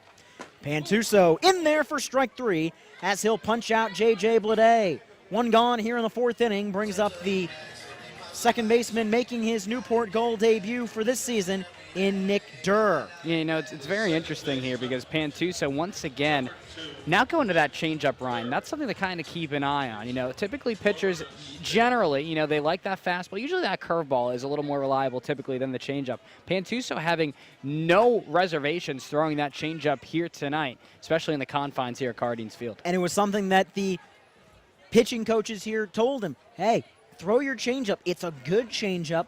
You've got a lively fastball. You can use that changeup.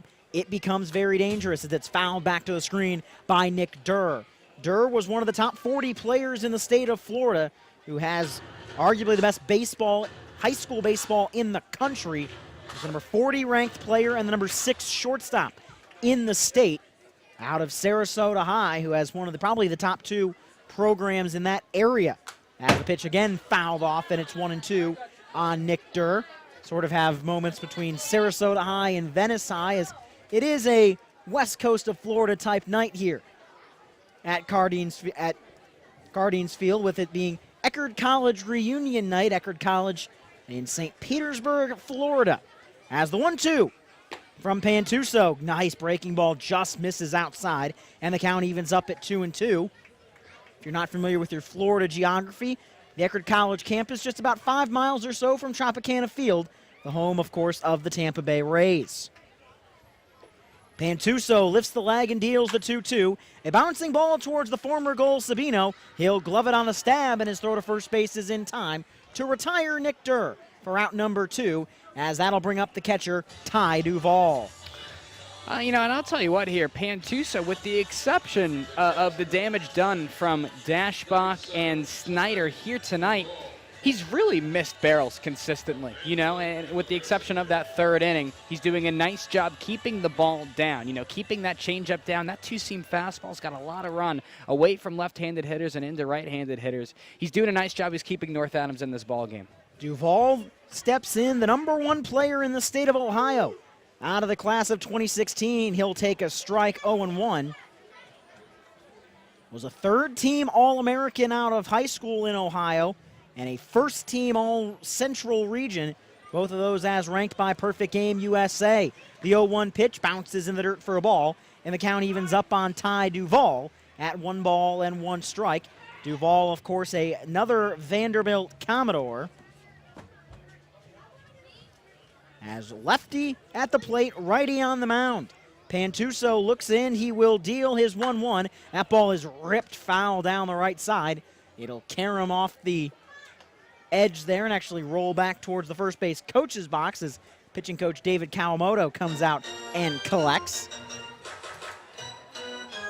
Looking for the second straight 1-2-3 inning is Alex Pantuso. And 3 Vanderbilt products in this lineup, in Tyler Green, in J.J. Blade, and, of course, Ty Duvall here at the plate. The 1 Vanderbilt Commodore on the roster for the SteepleCats as the ball is taken low by Duvall. Another spiked breaking ball, 2-2. Matt McGarry, also a former Newport Gull. Matt McGarry started last night's game at Upper Valley, did not make the trip tonight. And, of course, Liam Sabino, a former Vanderbilt Commodore. He's over there at shortstop. We'll see Sabino leading off the top of the 5th inning for the SteepleCats. Deuces wild, the 2-2 pitch is inside for ball 3. Duvall fired his hips, but then realized it was way inside. He scooted back out of the way, and with the bases empty, the count is full on Ty Duvall. Yeah, interesting to see what Pantuso is going to decide to go with here. We've seen that curveball, hasn't been that consistent with it. I would not be surprised to see that two-seam fastball. And he'll miss outside with that fastball, and on base is Ty Duvall. The second walk surrendered today by Alex Pantuso as he's pitched very well. Now has to deal with the 8-hole hitter in Liam O'Regan. Yeah, and that's what's really unique about payoff pitches. Not only are they big pitches in a baseball game, of course, but they can really tell you how much confidence a pitcher has in their breaking ball. And in this case, how much confidence does Pantuso have in the curveball and the changeup? Right there went to the fastball against Duvall. Liam O'Regan, a Rhode Island native out of Middletown, as the first pitch from Pantuso just misses outside for a ball, 1-0. Was the number 1 outfielder in the state of Rhode Island 2 years ago. Number 4 player overall in the state. Set from a stretch, Pantuso behind 1-0. His 1-0 is low. It'll get away from Ackerman. A wild pitch, I believe, will send Duvall down to second. And for the second inning in a row and the third time in 4 innings, Newport has a runner in scoring position. It'd be great to see if O'Regan can find a way to get Duvall back in, try and answer what North Adams did back in the top half of the 4th inning with that RBI ground out from Ryan Schulch. North Adams, again, trying to gain some momentum here on the defensive side to bring back into the top half of the 5th. Ball is laced down the left field line, but a foul ball. as a great swing put on it by O'Regan, who scored the first run of this game, but just pulled it a touch too much against Pantuso. Pantuso here down in the count. So hitters count for O'Regan. Wouldn't be surprised to see the changeup here. You probably know that a fastball is going to be coming at some point. But I think Pantuso here thus far, he's had enough confidence in that pitch. If he is behind in the count like he is right now, maybe try and get O'Regan out in front of something that he was already out in front of. 2 balls and a strike, the 2-1 from Pantuso. He runs low and away for a ball, and it's 3 balls and a strike on the left fielder from Rhode Island, Liam O'Regan, who plays his college baseball down in the Carolinas at Elon. 3-1 from Pantuso as the slippery rock righty deals that 3-1 high and tight for ball 4. And the command starting to leave Pantuso a bit as he's walked back-to-back hitters. And that will bring up the shortstop in Bruce Steele at the bottom of this Newport order. And at least from what we've seen thus far, that fastball that Pantuso throws pretty much exclusively looks like it's a 2-seam fastball, which you don't see that often. You see some pitchers, when they go to that fastball, they'll mix in the 4-seam, they'll mix in the 2-seam. Looks like Pantuso here really consistently throwing that 2-seam fastball. It's hard to locate, but gets a lot of swings and misses. As the pitch runs low for a ball, 1-0. And if you're following along today on the NECBL Broadcast Network, we do apologize that our live stats have not been quite up to date. We had some issues on the software end, getting players inputted and whatnot, but we're trying to play catch up here. We'll try to get that back to an active point to catch up to where you're listening or watching to this game tonight. But our very good official scorer to my left here has been working on it all night long. We have a fix in place, and we should have the game back to a current point here very, very shortly. Either way, a 1 ball and no strike count on Bruce Steele. Out of Jupiter, Florida originally, a shortstop from Cardinal Newman High School. Very good program on the east coast of Florida as a strike is taken by the 9-hole hitter. Was among the top 100 players in the state coming out of high school 3 years ago. And among the top 60 shortstops in the country. 1 ball, 1 strike from Pantuso when the 1-1 delivery is popped up foul and the count moves to 1-2. It'll also be interesting to see how much longer does Pantuso have left. You know, you saw a lot of pitches that he threw just an inning ago in that 3rd inning where Newport was able to push across 2 runs. You see him falling behind with the fastball. He's been struggling to throw the curveball for a strike. How much longer does North Adams want to stick with Pantuso on the mound? He has kept them in this ball game, though. Pantuso deals, then it's outside for a ball, 2-2. And the other thing that is in play with throwing Pantuso is the weather, as there is rain coming and coming soon to Newport. So you probably, if you can, you'll ride out Pantuso, especially the SteepleCats playing a lot of games in consecutive days. 2-2 is lifted into right field. That ball will sail up and out of Cardines Field and will remain 2 balls and 2 strikes. And you make a very good point there, too. And, you know, it's hard to believe, Ryan, that, you know, tomorrow we're in June. You know, so that really when you look at this schedule and you look at the structure of what makes the NECBL regular season, you know, so competitive, of course the postseason is as well, we're about halfway done, you know, here at least when you look at the structure of the months.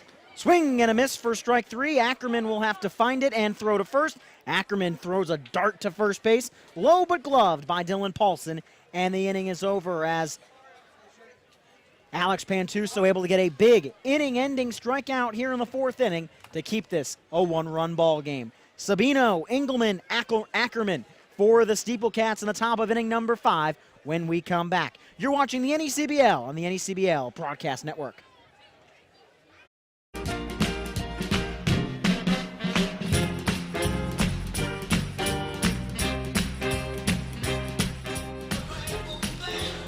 The former Newport Gull, Liam Sabino, will step in for the North Adams SteepleCats. Sabino played here in Newport 2 summers ago.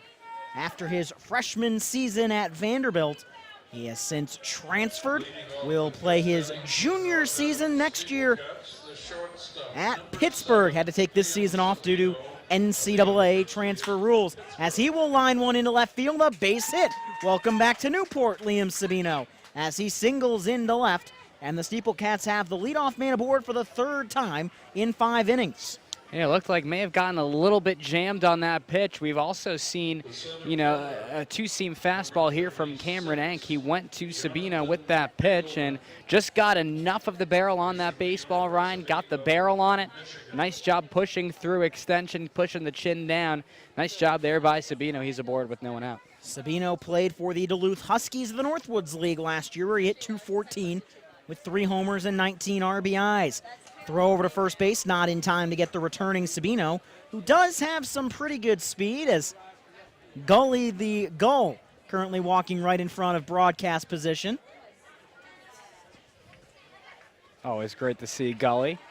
Gully Jr. should be around here somewhere, maybe. First pitch coming to Jonathan Engelman, not yet, as the throw instead will come over to Liam Sabino. Engelman was part of that regional qualifying team for the Michigan Wolverines this year. They wound up as the 3 seed in the Chapel Hill Regional, fell in 2 consecutive games of Florida Gulf Coast and North Carolina. Engelman fouls a pitch off the screen, 0-1. Yeah, Cameron Ank here starting to elevate that fastball a little bit. We've seen Sabino already do a nice job handling that pitch, sending it out into left field. Ank has to find a way, bring that pitch down in the zone a little bit. He's done that here early on, now has to be consistent with that here in the top half of the 5th. Engelman, a .227 hitter in the Cape last year. He'll take a strike on the outer half. It's 0-2. Hit .259 with 11 stolen bases and 30 RBIs as an everyday guy for the Michigan Wolverines, and a former 28th round selection out of high school in California, out by the Minnesota Twins. 0-2 to Engelman. Sabino gets his lead, and again they'll throw over at the speedy Sabino. We've seen more throws to first than throws to the plate while Engelman's been at the dish. 3 throws over to Sabino and 2 throws to the plate, both of which have gotten ahead of Engelman, 0-2. That 0-2 delivery comes to the Michigan Wolverine. It's upstairs for a ball, and the count is 1-2. Yeah, Ank and Pantuso seem like rather similar pitchers and what they like to go to. We've seen that 2-seam fastball. We've seen both pitchers throw the curveball.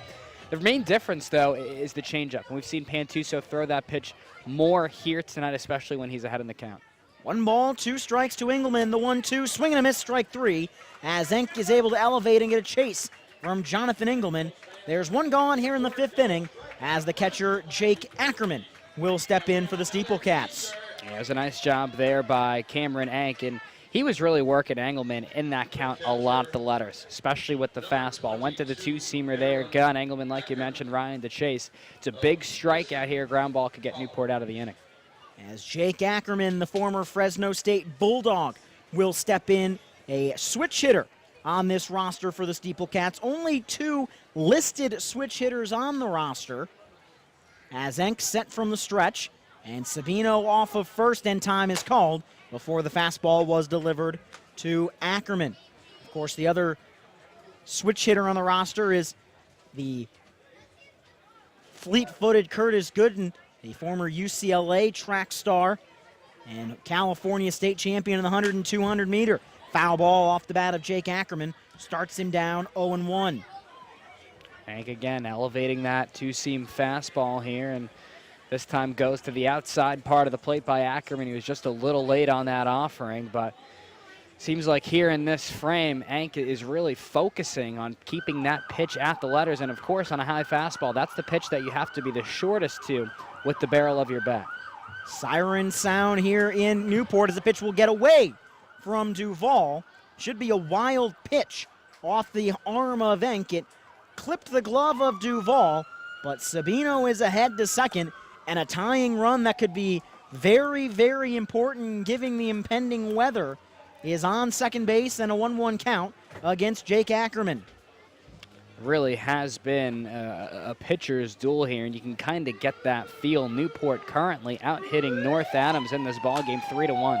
Ackerman fouls it off as the sirens continue blaring around the ballpark. Eddie House, the St. Mary's Gale, is in the on-deck circle to follow Jake Ackerman. As Ackerman with an opportunity to even this ball game in the top half of the 5th inning. Gazing in is the right-hander in Enck. Sabino gets a decent lead off of second base, and the 1-2 delivery. Ackerman will club one into center, but there to make the catch in center is Archiolo, and there's 2 away as Ackerman put good wood on that one, but right to the Fairfield Stag and Archiolo for out number 2. Yeah, well struck there from Ackerman, and hit that one just a little too hard is what you could say, because that one was right at Archiolo, and the ball actually two-seamed pretty much into the glove of Archiolo there. So he was shading Ackerman a little towards left center field, but because that was a two-seam fastball coming off the left-handed hitting Ackerman's bat, that one really just tailed right at Archiolo for the second out of the inning. That brings up Eddie House, the second year. North Adams SteepleCat was the offensive leader for the St. Mary's Gales. He hit .335 with 6 homers and 44 ribs for the Gales this season out in the West Coast Conference. There goes Sabino, up and in, throw down to third, is going to get away. Sabino will take off for the plate. The throw to home is not in time, and we are tied at Cardines. Liam Sabino steals third, and then a throwing error allows him to come in to score, and this game is tied in Newport.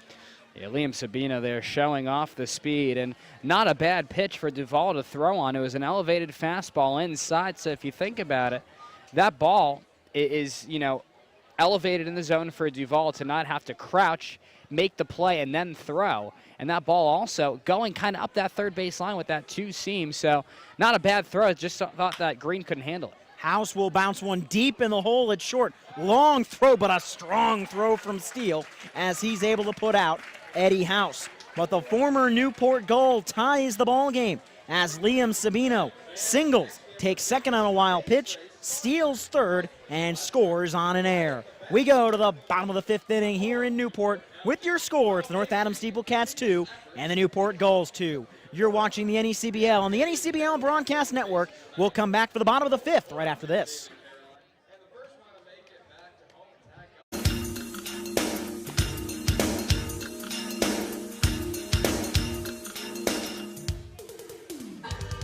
Welcome back to America's Cup Avenue in Newport, Rhode Island, as the Newport Gulls and the North Adams SteepleCats are tied at 2, and the SteepleCats will make the move to the bullpen. They will go to the reigning NECBL All-Star and All-NECBL selection left-hander out of Abilene Christian University in Braxton Wilkes. Wilkes was 8-1 last season in a North Adams uniform, was one of the best pitchers not only in the NECBL but in SteepleCat history. This season, Wilkes a 4.20 ERA, makes his 5th appearance on the mound, his 3rd out of the pen. 15 innings, 20 hits, 7 runs all earned, 11 walks, 9 strikeouts. He has yet to be involved in a decision in his first 4 appearances. He'll face the top of this Newport order, Archiolo, Dashbach, and Snyder. In Newport here, this is a big spot for the Gulls to try and answer, try and take back the momentum that was built by the SteepleCats in innings 4 and 5. Newport currently out hitting North Adams 3-2. It has been a pitcher's duel. Now you're starting to see how errors really impact this game, especially in a low-scoring contest like this one. Newport needs to find a way here to get the leadoff man on base as well. The Gulls have done that here tonight only once in 4 opportunities, so we'll see what Archiolo can do. He's 0 for 2. Archiolo flew out to center field and Engelman his first time up. Popped up to second base to Eddie House as he'll show bunt, pull back, and Wilkes with a hop misses low for ball 1. It starts 1-0 on Archiolo, the Fairfield Stag. The lefty facing a righty as Wilkes' 1-0 delivery. A check swing. Did he go around? No, he did not. Looked like he had broken the plane there, but the first base umpire rules that he did not. And the count starts on Archiolo, 2 balls and no strikes. The 2-0 from Wilkes. That one just off the plate for ball 3, and the count has moved to 3-0. Yeah, nice patience here from Archeolo. All fastballs thus far from Wilkes. You know it's going to be coming here again. Down to the count, 3 balls and no strikes. The 3-0 from Braxton Wilkes. Nearly the same spot, but this one does catch the outside corner. It's 3-1 on Archeolo as the Gulls trying to retake the lead here in Newport as the 3-1 from Wilkes inside for ball 4, and the leadoff man is aboard for just the second time in 5 innings for the Gulls. Liam O'Regan had reached to begin the third. He would score on this man's double his last time up as Andrew Dashbach will step in. He has been Newport's best hitter today. He is 2 for 2 with an RBI and a run scored. Yeah, would not be surprised either to see Archeolo potentially put in motion here. He's done a great job on the base pass, has a lot of speed. And again, with Dashbach swinging a great bat, maybe a hit and run could be on. He's been doing a nice job going the other way, keeping that middle of the field approach. Not a bad move here to put Archeolo in motion. 2-2 game, and they will throw over to first base. It is a little more difficult for Archeolo to take off because he's facing a left-hander in Braxton Wilkes. Can't go first move on a lefty. That's what gets you picked off. As Braxton Wilkes comes set, looking over at Archeolo. Wilkes' first pitch misses, low and away for a ball. It's 1-0 on the DH in Dashbach. Archeolo with 2 stolen bases this year for Newport and 4 tries, but has a nice sized lead over there, about 9-10 feet. 1 ball, no strikes, and Wilkes is 1-0, a big swing and a miss. Dashbach was trying to put that way out of the ballpark. The big swing and miss evens the count, 1 ball, 1 strike. But then again, you do have to be careful over there. You're probably taking a one-way lead, at least with Dashbach here up at the plate. You don't want to take the bat out of his hands with a runner over there at first. Wilkes will go over to first base. Bit of a telegraphed move from Braxton Wilkes, but trying to keep Archeolo honest over there on the bag. The first time Archeolo has been on first base today. And a definite threat to run. 1 ball, 1 strike from Braxton Wilkes, whose 1-1 delivery will miss just a bit outside, a little high perhaps as well. And the count is 2 balls and a strike on the 2-hole hitting Gull. Yeah, we've pretty much seen exclusive fastballs here from Wilkes from that left side. Of course, the natural 2-seam run there from the left-hander, but Dashbach probably knows what to expect. The 2-1 up and away for ball 3 as Wilkes struggling to find the zone here in his first inning out of the North Adams bullpen. A very good 4-inning outing for Alex Pantuso, who will not be involved in the decision today. Was almost effectively wild when you look at what he did and when you look at the pitch count. And that's not a bad thing. You know, it's kind of an underrated trait with some pitchers. If you can miss up and then paint the knees on the outside corner, it's impressive. The 3-1 will stick in the screen behind home plate as that ball was just crushed right back to the screen. It was hit so hard that it got into one of the holes in the chain link fence and stood there. So remember, the Gull staff had to come out and just bang it loose to get it to fall back to the playing surface. The 3-2 from Braxton Wilkes is a bouncing ball through the left side, a base hit. Liam Sabino was shaded over towards second for a possible double play ball, but it's put through the left side, and the Gulls now have runners on first and second with nobody out for Gabe Snyder. Andrew Dashbach now 3 for 3, 2 singles and an RBI double. He has also scored a run. He has done it all here tonight. It's been a lot of fun watching him play, and we talked about how he has been a spark plug for this offense. That is certainly true with the way that Dashbach has performed here in Newport. Gabe Snyder, an RBI double his last time up. He popped up to the third baseman in the first inning. Wilkes, in a lefty-lefty matchup, would love to get an unproductive out. Wouldn't expect to see Snyder bunt here with his big bat as he takes a hearty hack, but cannot connect on the pitch that broke away from him from Braxton Wilkes. It starts 0-1. You're really the first time here tonight that we've seen Wilkes get ahead in the count, Ryan, and now is when you could see the curveball, maybe a breaking ball here to the left-handed hitting Snyder coming up. The 0-1 from Braxton Wilkes misses low and outside. It gets away from Jake Ackerman. Archeolo moves up to third. Dashbach ahead to second. And now 2 runners are in scoring position for Newport with nobody out. Yeah, went to the slider there, did Wilkes, and that was the first time tonight that we have seen that pitch, and just kind of got under the glove there of Ackerman. Not necessarily sure if that was a short hop under the glove or maybe the ball just broke underneath where he set that target. Kind of hard to tell from this angle, but nonetheless, Newport in business here. The North Adams infield will be forced to play in here against the left-handed hitting Snyder.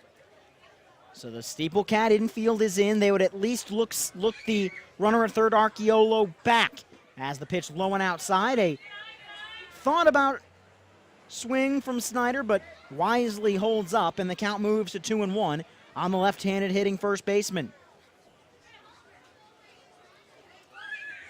Bottom of the fifth inning, 2 on, nobody out. The 2-1 from Wilkes inside for ball 3. And Wilkes is in danger of loading the bases for Tyler Green. Yeah, that would be a pretty solid righty-lefty matchup if Green can get up here in an excellent hitting situation with Wilkes falling behind in the count. The 3-1 is chopped hard but foul over towards the dugouts. And the count fills on Gabe Snyder, 3-2. Archiolo walked. Dashbox singled. They both moved up on a wild pitch. And now Snyder has a 3-2 count. The infield remains in for North Adams. So now here we go. You know, we're awaiting the payoff pitch here between Wilkes and Snyder. Probably, you have to think the fastball's coming.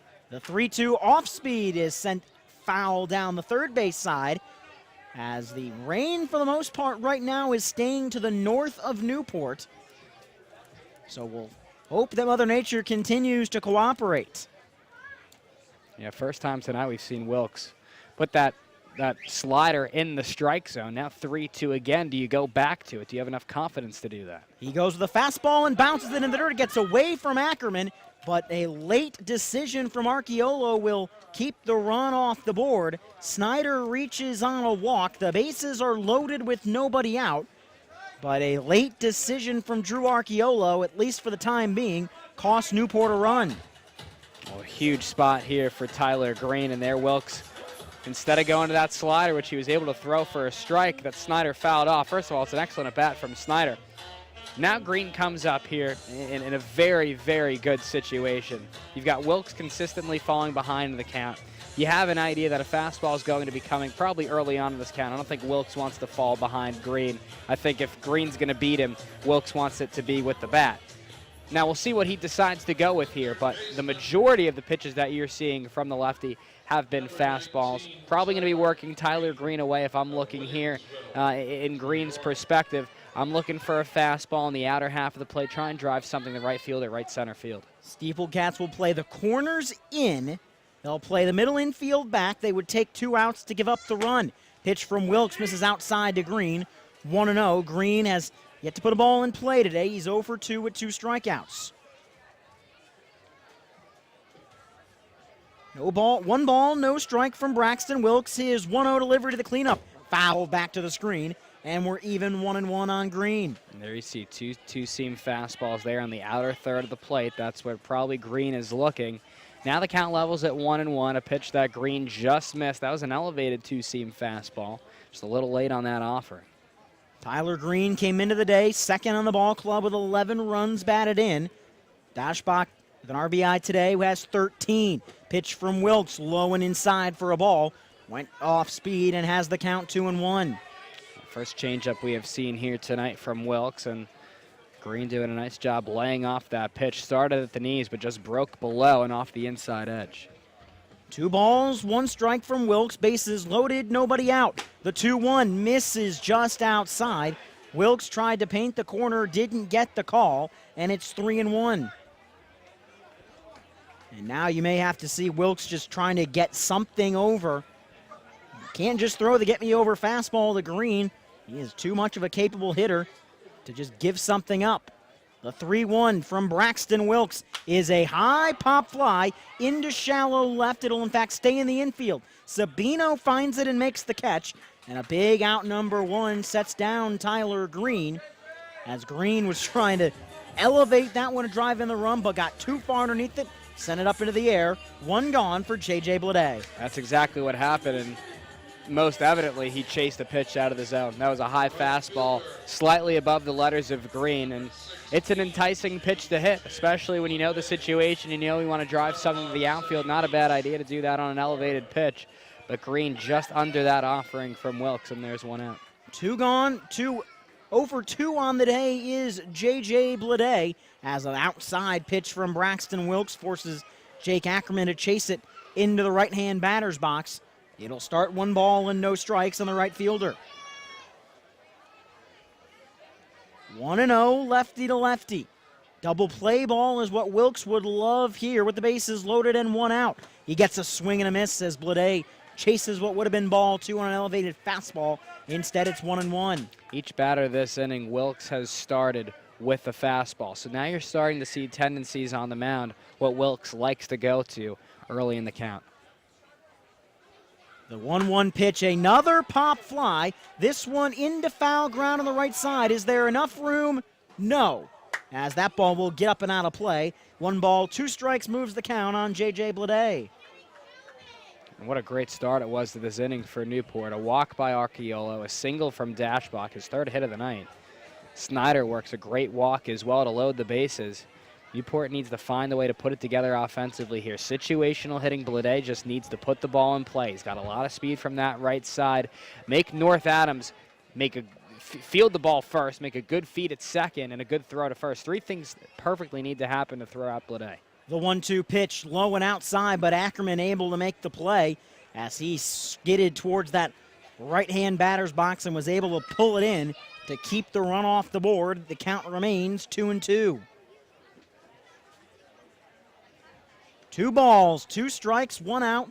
Bases full of goals as Wilkes comes set, and the lefty's 2-2 pitch is a bouncing ball towards second. House on to Sabino for 1. Sabino's turn in time, double play. A 4-6-3 double play gets Braxton Wilkes out of a major jam. J.J. Blade bounces into an inning-ending double play, and the frame is over. As we go to the top half of inning number 6, this game remains tied in Newport as we go to the top of the 6th inning. It's North Adams 3, Newport 3. You're watching the NECBL on the NECBL Broadcast Network.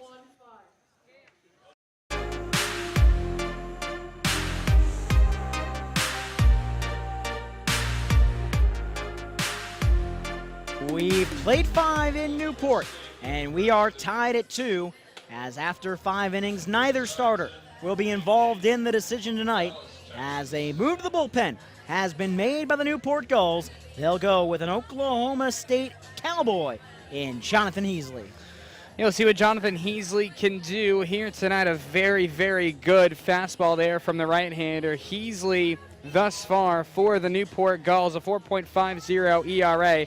This is his 2nd appearance. He has thrown 2 innings, 4 walks, 1 earned run, has not allowed a hit yet, has struck out 2.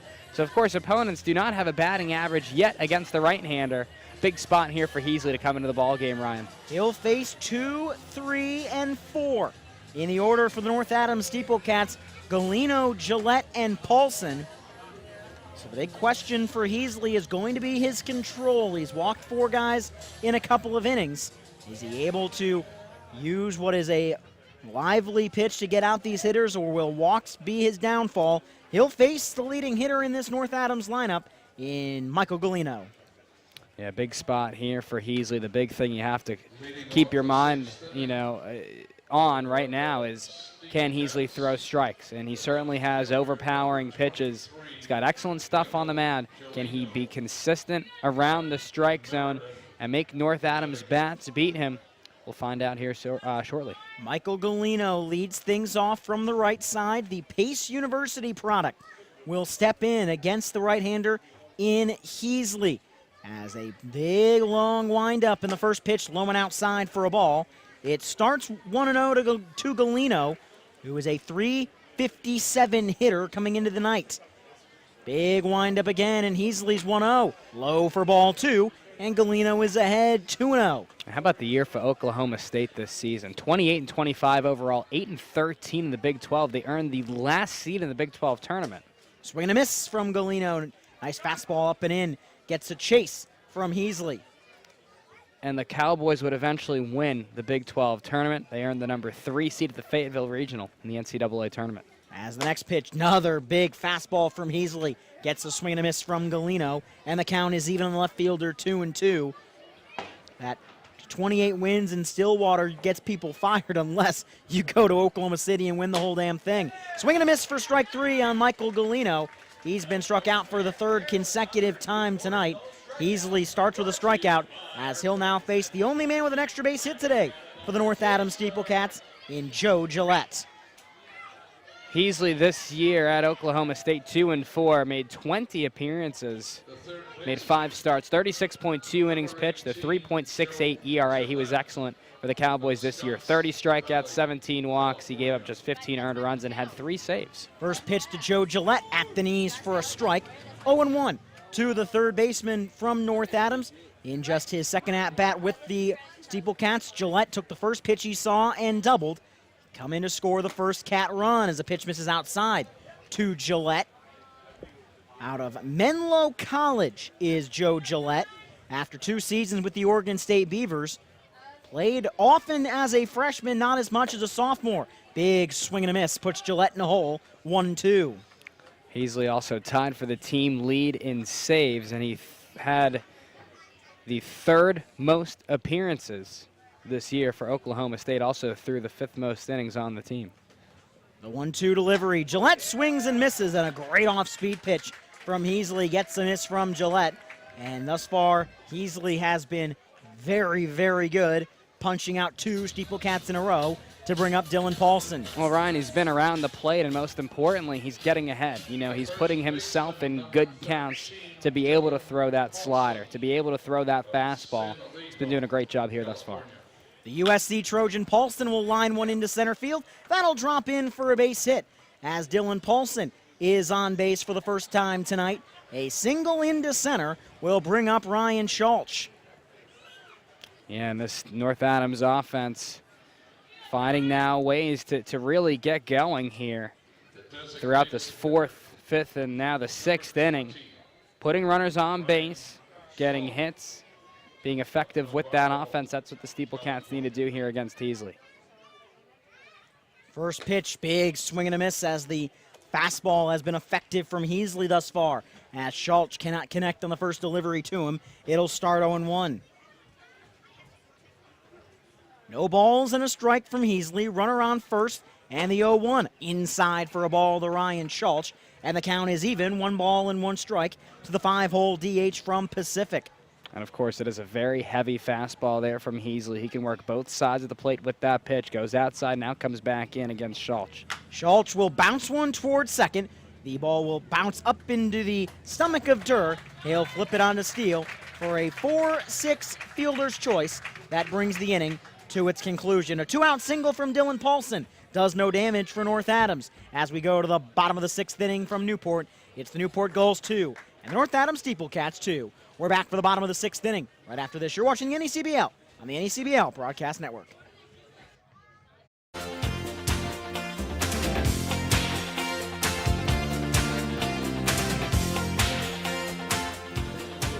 Bottom of the 6th inning from Guardians Field in Newport, Rhode Island, as a shortened slate in the NECBL tonight. 3 games rained out due to rain that has thus far missed us here in Newport. And we'll send it over to Sam to tell us about those other 2 ball games that are going on tonight. Sam? Thanks, guys. We got Ocean State, Winnipesaukee still delayed. Keene, Vermont also delayed. And the Nighthawks Blue Sox game is also in delay. Sanford and Mystic are in a lightning delay right now, with Mystic up 3-1 in the bottom of the 5th. Plymouth leads Danbury 7-0 in the top of the 6th. And our game is at 2-2 here in the bottom of the 6th. And a count 1 ball, 1 strike from Braxton Wilkes to Nick Durr. So, of course, that Sanford and Mystic game is the 1-1 pitch misses low for a ball, 2-1.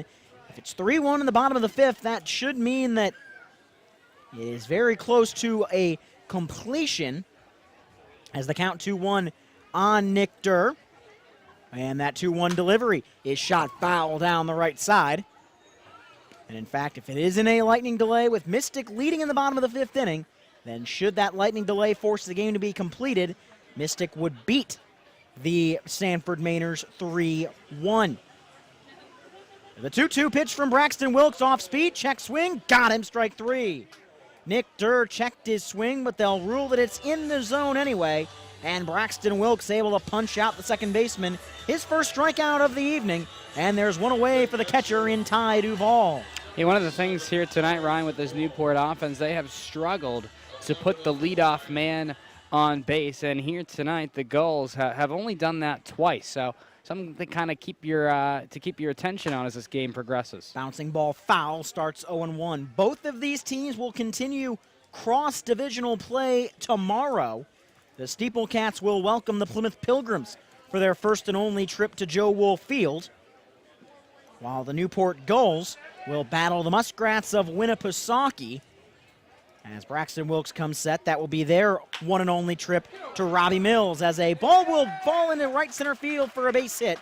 Falls out of the reaching glove of Eddie House into center, where it is picked up by Jonathan Engelman.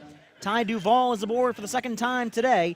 He singles with one out to bring up Liam O'Regan, who has yet to have an official at-bat today. Yeah, Duvall really has been excellent thus far for Newport. Defensively, offensively, is a very, very talented ball player. Now here for Liam O'Regan. This is an interesting spot. Tied for the team lead in home runs with 4. Certainly could break this one open with just one swing of the bat. Wilkes trying to avoid that, looking to keep the runner close to the bag, and that ball is hit high into center field, and Engelman has lost it in the lights but then finds it, and he's able to make the catch for out number 2. Engelman looked like he had lost that ball, but saw it as it came down in the dust sky and able to make the catch for out number 2. Yeah, you can see him pointing up there on your replay and easily settles under it, picks it up pretty much at its peak flight in the air. Now here for Bruce Steele, 0 for 2 with those 2 strikeouts. Here's a spot where Steele can really find a way to get this offense going and find a way to get Duvall in scoring position back for the top of the order.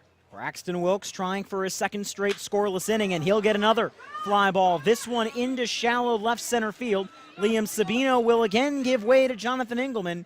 Engelman again looked like he had lost the ball in its path there, but that'll end the bottom of the 6th inning. Second straight scoreless frame from Braxton Wilkes, and as we make the turn to the final 3 innings, this game is tied at 2. You're watching the NECBL on the NECBL Broadcast Network, back for the top of the 7th right after this.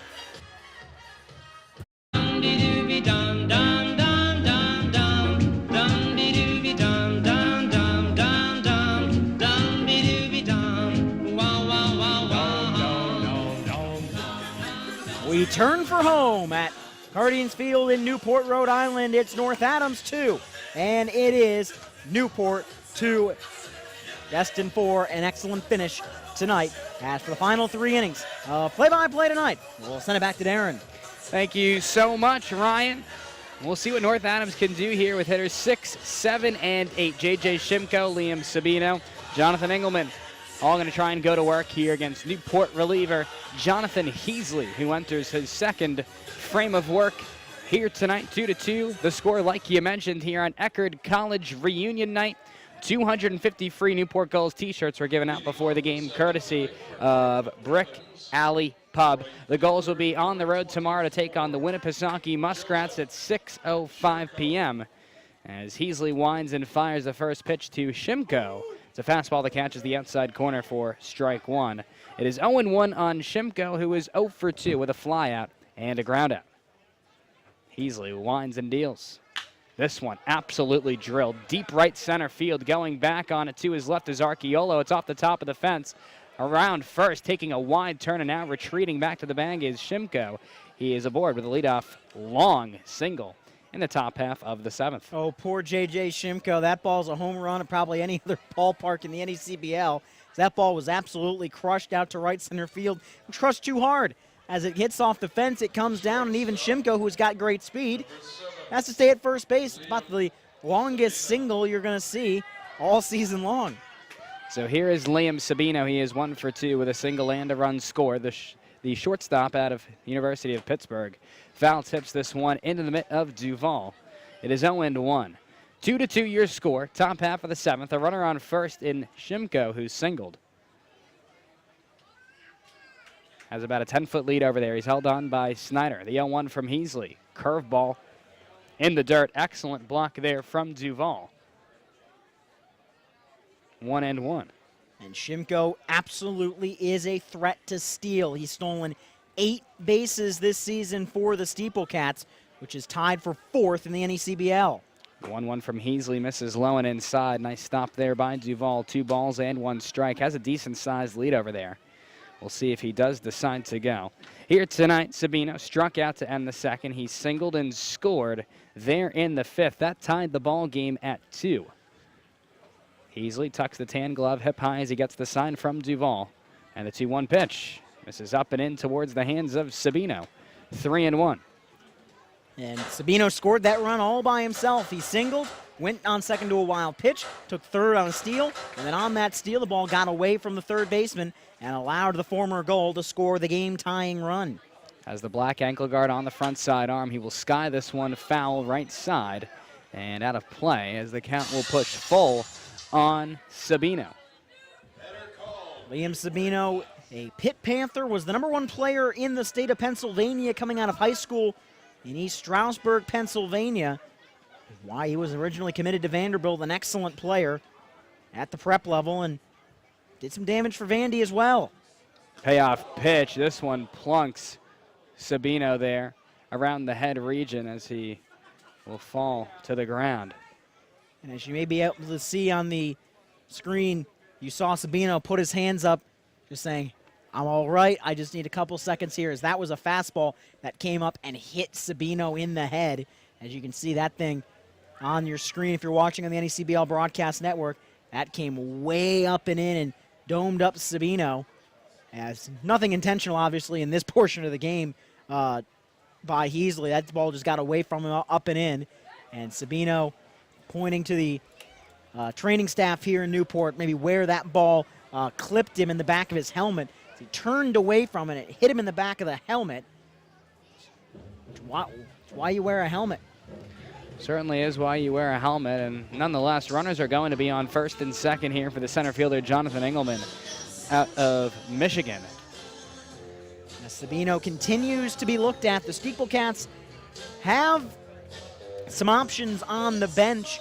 Should Sabino be unable to continue, I would think he would be good to go tonight, but the SteepleCats do have some options on the bench. They have 5, I believe, players that they can go to. I wouldn't be surprised if Sabino can't go here if you'd see Curtis Gooden come in to run. He has that 6.1 60 time, 10.25 100 time that he's able to utilize. In the infield, though, more than likely you'd probably see something along the lines of Dustin Shirley enter the game, and maybe some juggling in the infield, maybe moving Gillette to shortstop. But Sabino continues to be looked at by the medical staff. And that was a fastball there that got Sabino.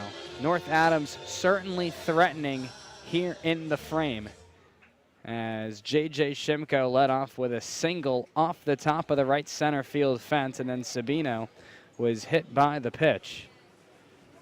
As the medical staff still checking on him there around the home plate area. The 5 available guys off the bench today for the SteepleCats. They have Curtis Gooden, number 9, Dustin Shirley, number 6, number 21, Bryce Peterson, number 25, Hunter Beatley. But Liam Sabino looks like he's up, and now the question is he going to go down to first, or will he be replaced? It looks like he's heading for first base.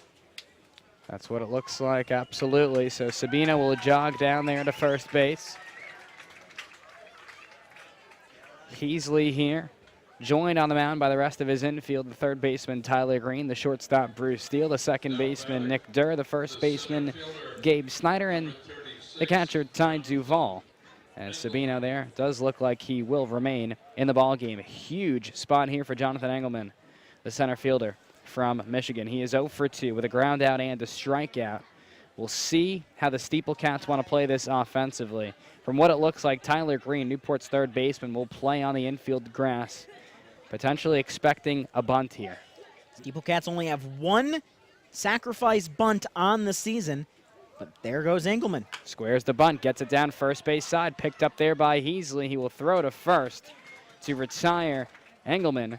1-3, but it does the job. Up to second base goes Sabino. To third base goes Shimko.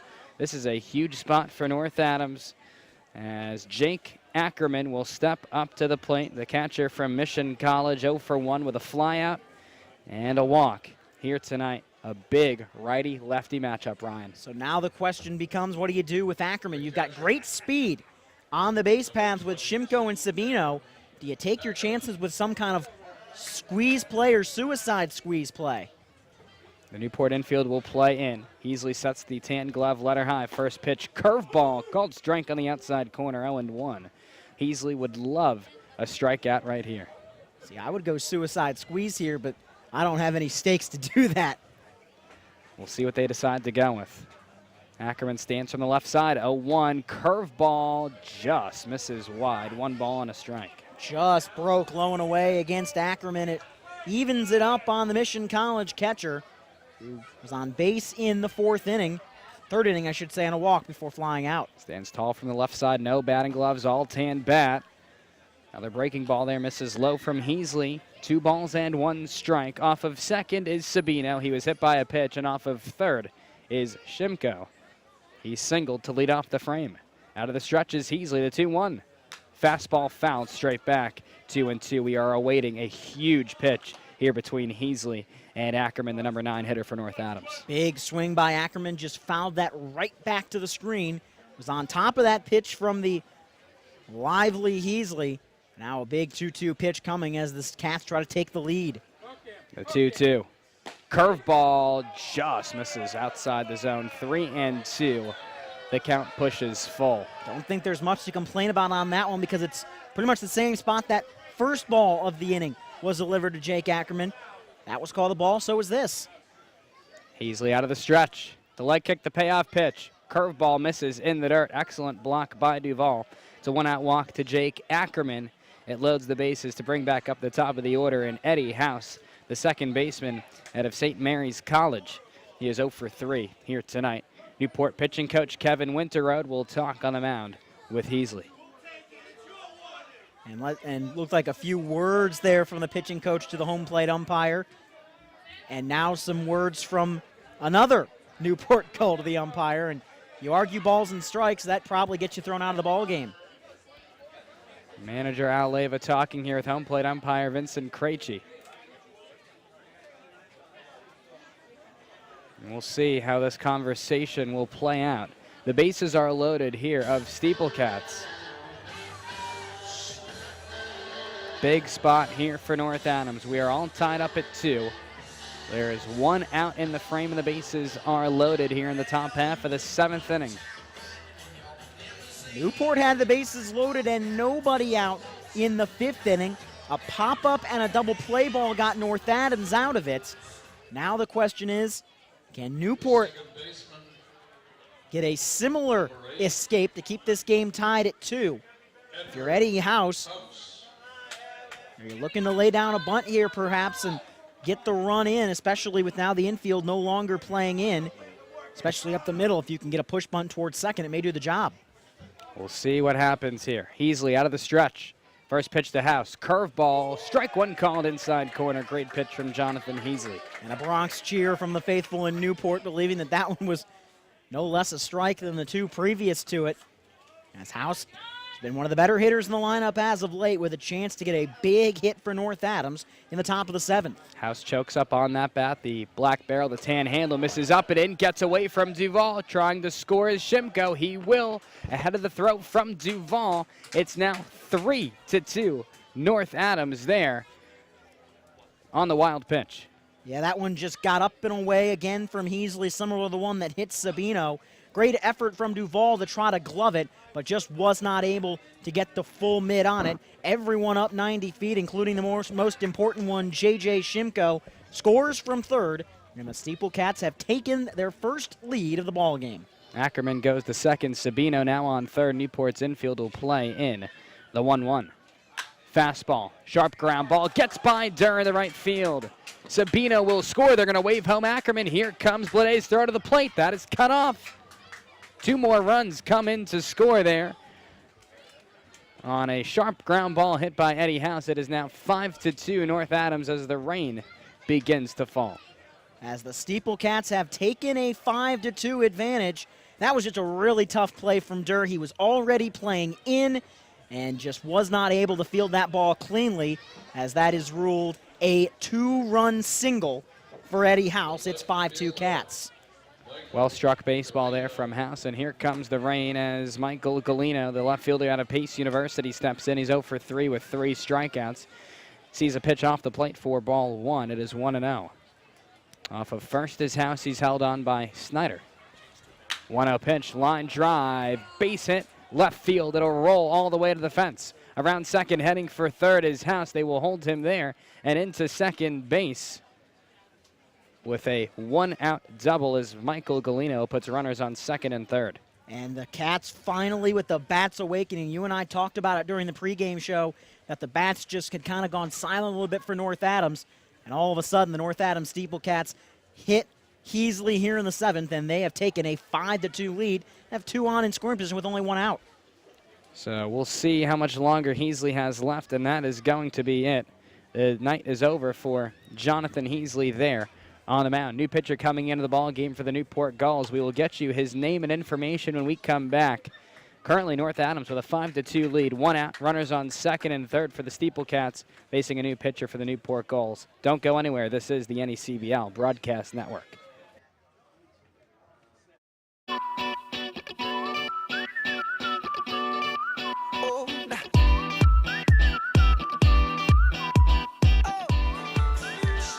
And we are still here in the top half of inning number 7 at Cardines Field in Newport, Rhode Island.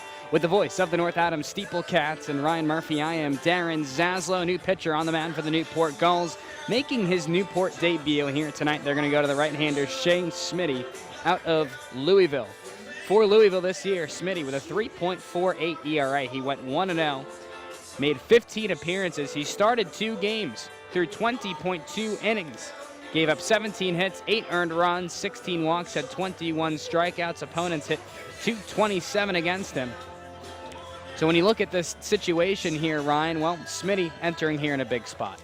Yeah, Smitty's entering in a point where you kind of have to be a fireman, realizing that if you give up 1 hit here to the middle of the order, all of a sudden you're in a possibly a 5-run hole. So here's Joe Gillette, the third baseman from Menlo College, 1 for 3 with a double and a run scored. He has also struck out twice here tonight.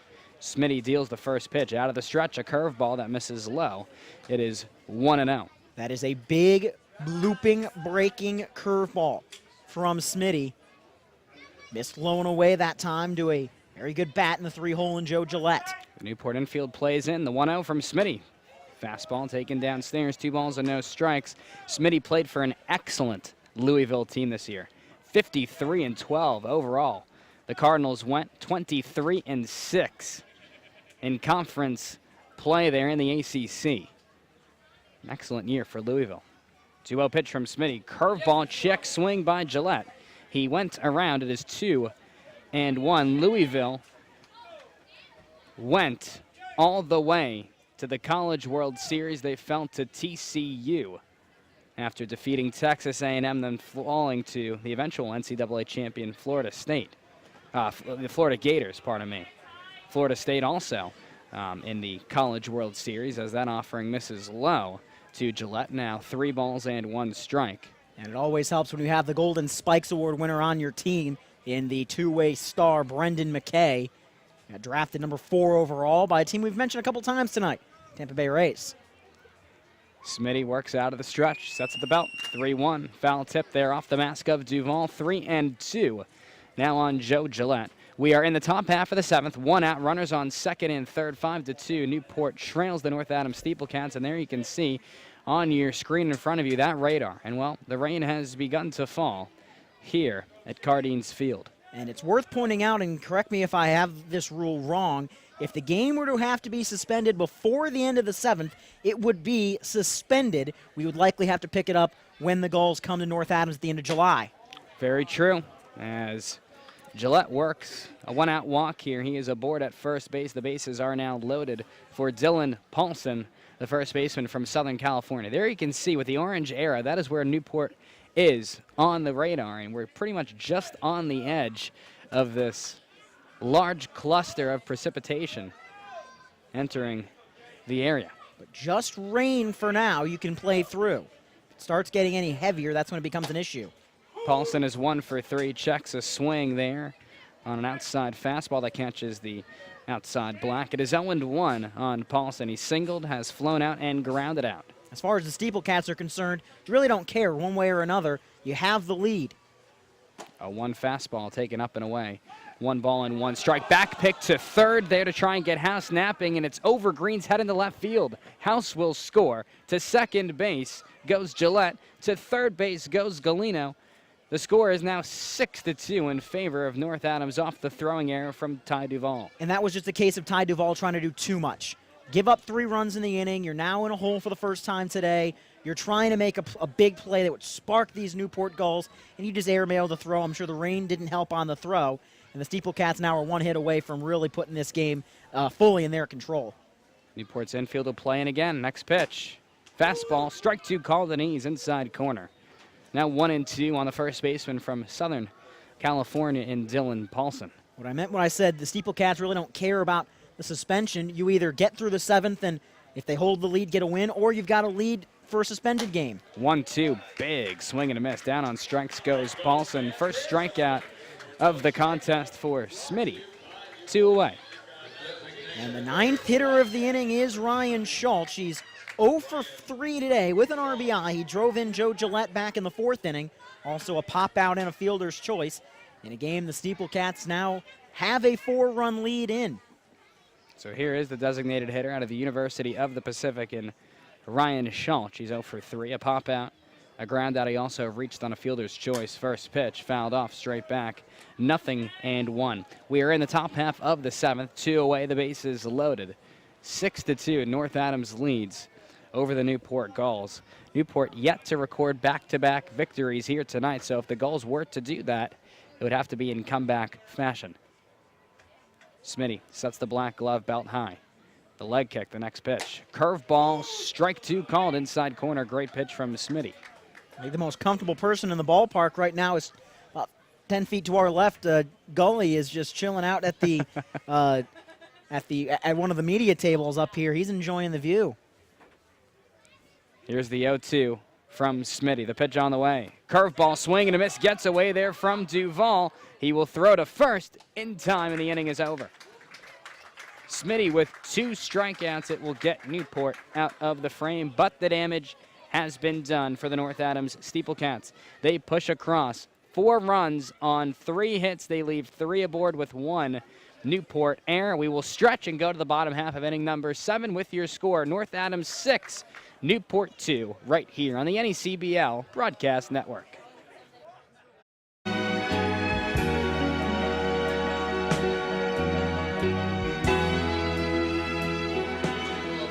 Welcome back here on the NECBL Broadcast Network as we go to the bottom half of inning number 7. Newport trails North Adams by a score of 6-2. For the Newport Gulls, the top of the order due up. Here to face the new right-hander on the mound for the North Adams SteepleCats in Tim Allen out of UMass Lowell. Timmy Fallon in a second year. North Adams SteepleCat, a 6.94 ERA last season. Coming out of the University of Massachusetts, Lowell in the America East Conference. 0-2, curveball there to Drew Archiolo after Fallon got ahead. Deals that one in the dirt. It is 1 ball and 2 strikes on the Fairfield center fielder. He's 0 for 2 with a fly out, a pop out, and a walk. He bats from the right side. The 1-2 from Fallon. Curveball misses high in the zone. Now 2 balls and 2 strikes. Bottom 6, no one out. The base is empty. 6-2, North Adams leads here on Eckerd College reunion night. Next pitch from Fallon. Fastball, sharp ground ball to short. Charging in is Sabino. Gloves on the long hop. He will throw out Archiolo, and there's 1 away. Fallon making his 6th appearance of the season. 5 2/3 innings, now 6 innings. 8 hits, 4 runs, all earned, 5 Ks, 2 walks. He's 1-0. He was the winning pitcher on opening night when the SteepleCats walked off to beat the Sanford Mainers. He comes in with a 6.35 earned run average, and he'll face the most dangerous hitter, at least tonight, for the Newport Gulls, and Andrew Dashbach.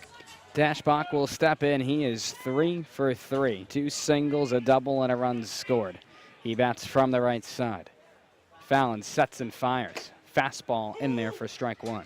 Fallon's going to pound the zone. Only two walks in 6 innings this season. Does not have dominant stuff, but what he does have is that big high release point, a 6'8" right-hander. Yeah, 1. Curveball taken there on the inside corner for strike 2 by Dashbach. Fallon jumps ahead of the Stanford product. Everything comes down from Tim Fallon because he releases it so high. It's like he's 8 foot tall on the mound. Everything is released high and just comes straight down. 0-2. Fastball misses high, 1-2. Certainly gets that downward tilt on that baseball, that's for sure. And when Fallon can get the breaking ball like we've seen a couple times early in his outing, he's a very, very good pitcher. 1-2 pitch, curveball in the dirt. 2 balls and 2 strikes on Andrew Dashbach. It's a good 1-2 curveball from Tim Fallon. You'll try to get a chase there from Dashbach 1-2 and realize that, okay, I can come back 2-2 and still attack, and I got some leeway here. He hits it out of the park on me, no big deal. We're still up 3. 2-2, elevated fastball, swung on and missed by Dashbach for strike 3. First strikeout of the night for Fallon brings up the first baseman and Gabe Snyder with the bases empty and 2 away. Final line on Newport starter Cameron Enck. Got the no decision through 5 innings, gave up 1 earned run. 2 total runs, though. Struck out 5 and walked 1. For North Adams, starter Alex Pantuso through 4 innings, gave up 2 earned runs on 3 hits. He struck out 6 and walked 3 as Snyder fouls this one straight back, 0-1. I think both starters threw pretty well in this ball game, Ryan. Oh, I think the SteepleCats are overjoyed with what they got from Alex Pantuso tonight. 4 innings, 2 runs, was very much in control of his pitches as it's raining about as hard as it has all night. Snyder steps back in from the left side, 0-1, absolutely drilled. Deep right field, going back is Shimko to the fence, looks up, and it is off the top of the fence. Around first, heading for second is Snyder. He will pull in with a stand-up double here with 2 outs in the bottom half of the 7th, ahead of Shimko's throw. Second double of the game for Gabe Snyder. 3rd time he's been on bases. Now the SteepleCats, with how hard it's raining here, they may be thinking, hey, let's get an out, and this thing might be on the verge of going in at the very least into a rain delay. The rain certainly coming down a little harder here, like you mentioned, Ryan, and we will see what Tyler Green can do. The third baseman here tonight is 0 for 3. Out of Vanderbilt, a couple strikeouts and a pop-out. Newport trails 6-2. Bottom 7, 2 away, a runner on second, and Gabe Snyder, he doubled. First pitch to Green. Fastball runs wide there from Fallon. It's 1-0. And I appreciate the dedication of the cameramen here in Newport. They are just throwing on the trash bags, try to keep themselves dry here in Newport. 1-0. Fastball again, taken downstairs. 2 balls and no strikes. There you see him on your camera. How about that? That's dedication right there. I would have gone with, check the forecast, bring a raincoat, but you know what? Go with the trash bags if they're on hand. Fallon sets the black glove just below the letters with a couple looks towards second, 2-0. Deals another fastball. This one runs above the letters there of Green, now 3-0.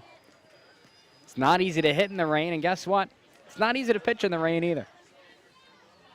Also difficult to field the wet baseball. 3-0 pitch. In there at the knees for strike 1. Now 3-1 on Tyler Green. SteepleCats saw that yesterday when it was raining at Upper Valley. Made a couple of errors in the final inning, which ballooned a already big lead to that final 11-0 score before the game was finally called in the 5th.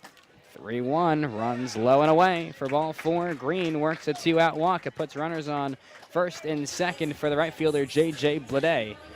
Out of Vanderbilt, he is 0 for 3. Couple ground outs and a strikeout for Blade.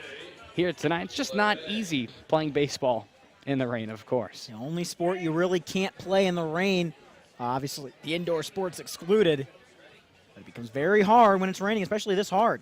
First pitch to Blade. He looks at a fastball there on the outside corner for strike 1. It is 0-1 on Blade. And you want to look at a turning point in this game. Perhaps J.J. Blade grounding into that inning-ending double play with the bases loaded could be considered just that. 0-1, curveball just misses inside.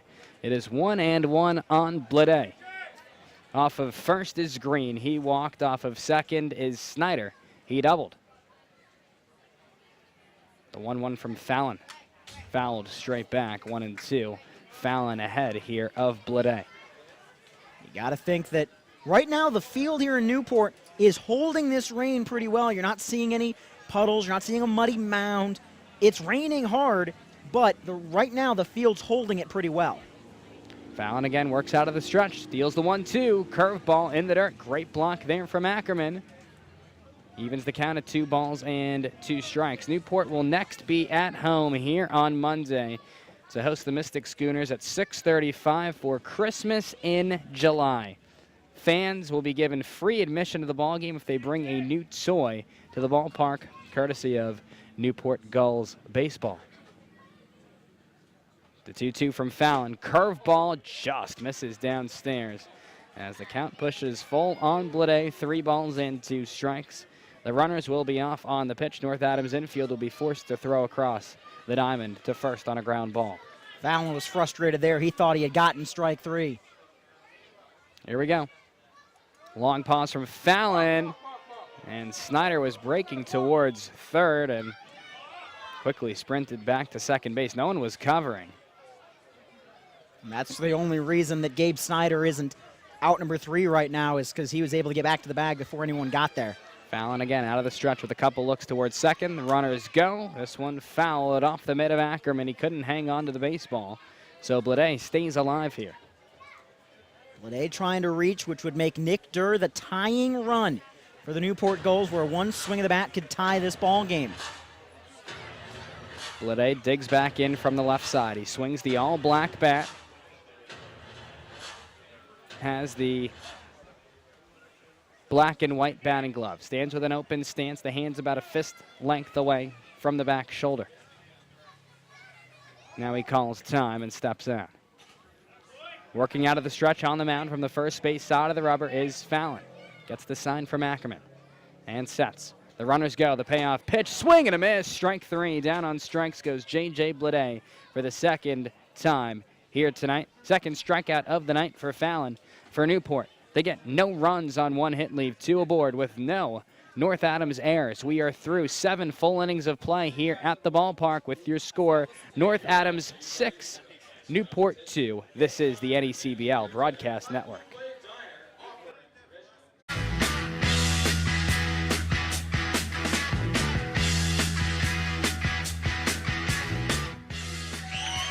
As we go to the top half of inning number 8 here at Cardines Field in Newport, Rhode Island, North Adams leads the Newport Gulls by a score of 6-2. Darren Zaslow with you. To my left, Newport Gulls scorekeeper Ben Maxoud, and the voice of the North Adams SteepleCats in Ryan Murphy, and also to my right, Gulls field reporter Sam Salinger. We're all here with you in the broadcast booth. And we'll see what North Adams can do here in the ball game. 6, 7, and 8 hitters due up for the SteepleCats. J.J. Shimko, Liam Sabino, Jonathan Engelman all due up. As stepping in is J.J. Shimko. He looks at a pitch below the knees for ball 1 from Shea Smitty. Smitty winds and fires the next pitch. Swing and a miss there from Shimko, 1-1. Here tonight, the South Carolina upstate right fielder is 1 for 3 with a single and a run scored. He's also grounded out and flown out. He bats from the left side. The 1-1. Foul tipped into the mitt of Duval, 1-2. J.J. Shimko, a dynamic player, very good speed, good arm out there in right field. He can start getting the bat going more consistently. He becomes a really dangerous player. And I've said that a couple times about North Adams guys, but J.J. Shimko got a lot of different tools.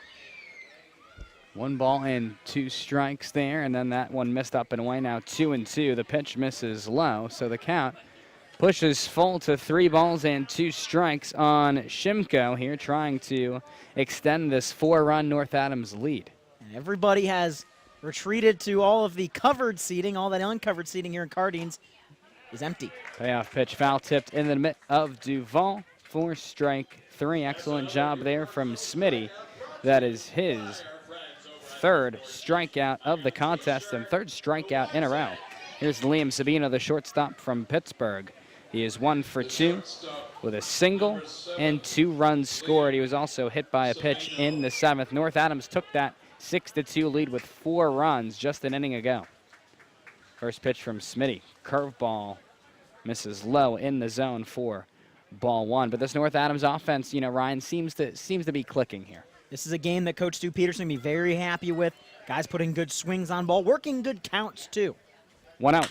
Sharp ground ball, left side, diving backhanded stop by Steele. Bounces to his feet. Throw to first is low, and a great dig by Snyder. There's 2 away. What a play by Steele, and an excellent play on the back end from Snyder. An excellent defensive play from Steele. He's made a couple of those tonight. A really good defensive shortstop for the Newport Gulls. As there's 2 gone for the Wolverine Engelman, who put down that sacrifice bunt in the 7th inning that helped get that 4-run across. Put Shimko at third as he would score what is right now the winning run on the wild pitch. Engelman 0 for 3. 2 groundouts and a strikeout. First pitch from Smitty. Gets a curveball over there for strike 1. 6-2, North Adams, top 8, 2 outs, and the bases empty. Smitty winds and deals. Curveball, this one in the dirt. 1 ball and 1 strike. Newport had a 2-run lead after the 3rd inning on RBI doubles from Andrew Dashbach and Gabe Snyder, but North Adams has fought back here tonight. As Engelman gets a piece of this one, fouls it straight back. Nothing. Check that 1 and 2 there on the center fielder out of Michigan. As the rain continues to fall and doing so loudly. 1-2. Fastball, ground ball to short. Backhanded there by Steele. Throw to first is low. Another great scoop there by Gabe Snyder, and the inning is over. It's a 1-2-3 frame from Shea Smitty. He retires the SteepleCats in order. We will go to the bottom half of inning number 8 after North Adams gets no runs on no hits. With no Newport errors, they leave no one aboard. The Gulls are trailing by 4 here on the NECBL Broadcast Network.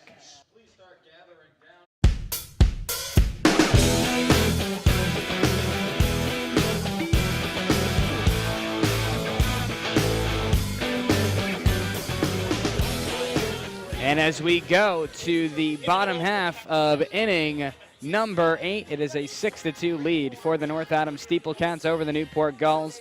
New pitcher on the mound for North Adams. They're going to go to the southpaw out of Arizona State in Garvin Alston Jr. He resides in Phoenix, Arizona. He is 6'5", 185 pounds. And to tell you more about him, here's the voice of the North Adams SteepleCats, Ryan Murphy.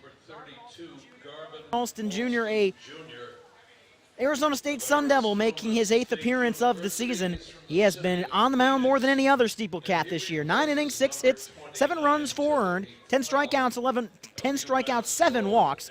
He's 0 for 2 with a 4 flat ERA. Stepping in for Newport is Nick Durr. He is 0 for 3. Sees a fastball high in the zone for ball 1. Durr here tonight, 2 strikeouts and a ground out in his Newport debut. As Garvin Alston Jr. trying to get the first of the 6 outs that the SteepleCats need. He's been nowhere near the zone on his first 2 pitches. This is there in the dirt. 2 balls and no strikes. He falls behind Durr. It's an Arizona State, Florida State matchup here. Lefty against righty. Alston Jr. against Durr. And Garvin Alston Jr.'s father, Garvin Alston, a former major leaguer in his own right, just like the manager of the SteepleCats, Stu Peterson. Of course, the father of current Los Angeles Dodger, Jock Peterson.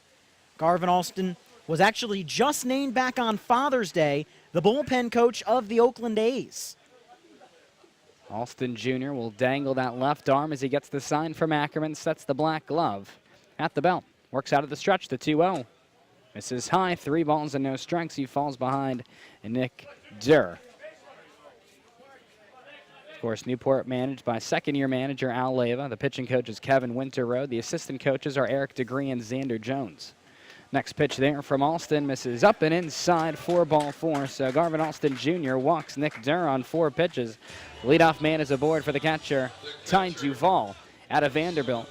Duvall here tonight, 1 for 2 with a single, a walk, and a flyout. And here will come pitching coach David Kawamoto, the former director of baseball operations at San Diego State, or San Jose State, I should say, University.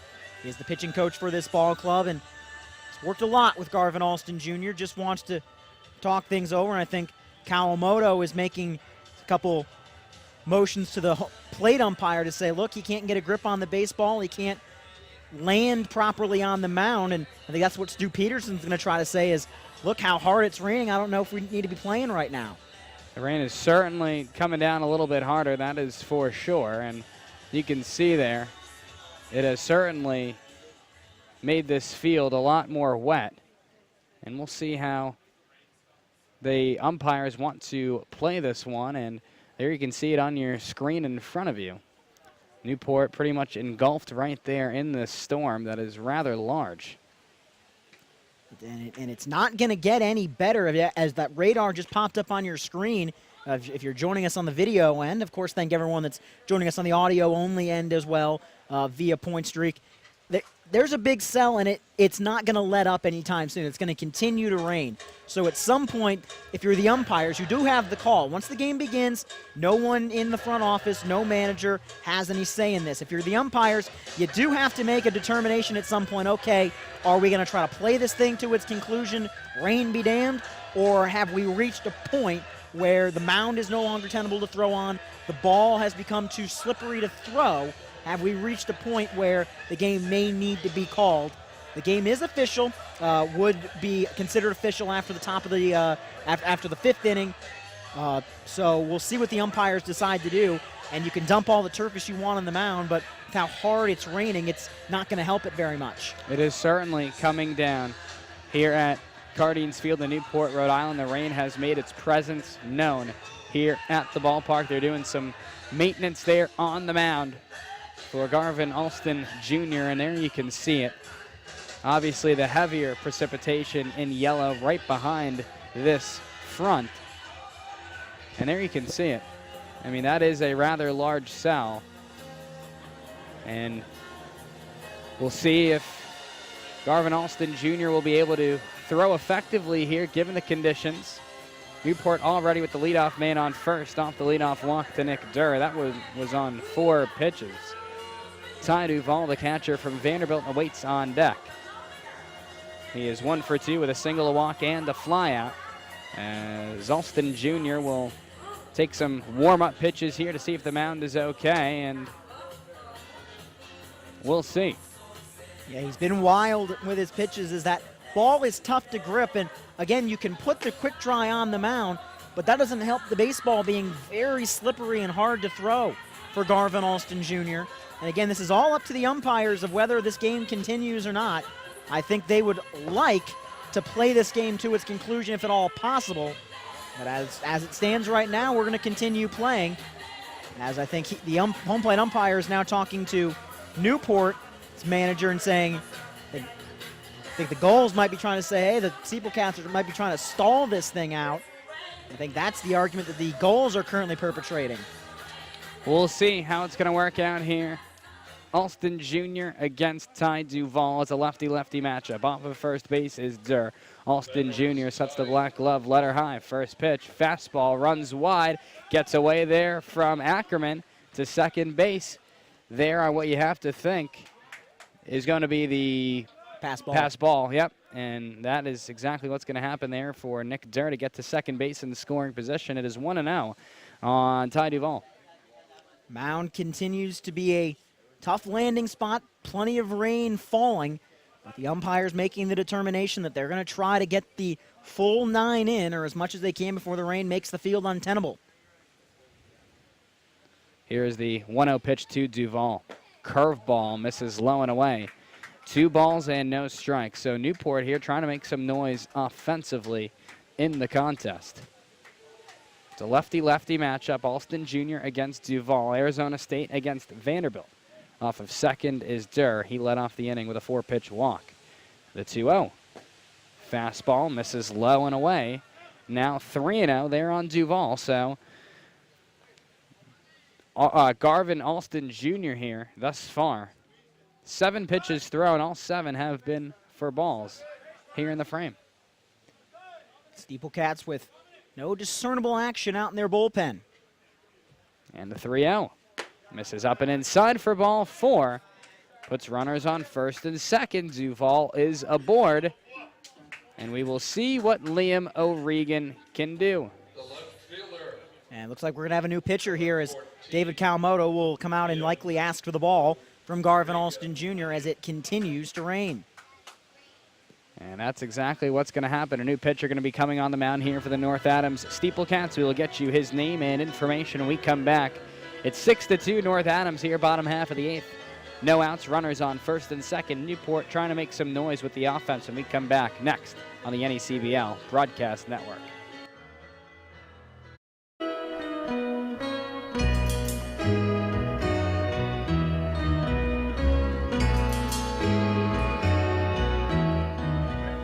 New pitcher on the mound for the North Adams SteepleCats. They will go to the right-hander, TJ Pagan, out of the University of Pittsburgh.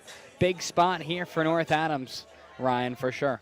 It's a save situation for Pitt. It's TJ Pagan, 7 appearances, 8 1/3, 10 hits, 4 runs all earned, 14 strikeouts, 5 walks, and a 4.32 ERA with 2 saves. Liam O'Regan will step in, looks at a fastball away. It is 1-0 on O'Regan. He's 0 for 2 with a flyout, a strikeout, a walk, and a run scored here tonight.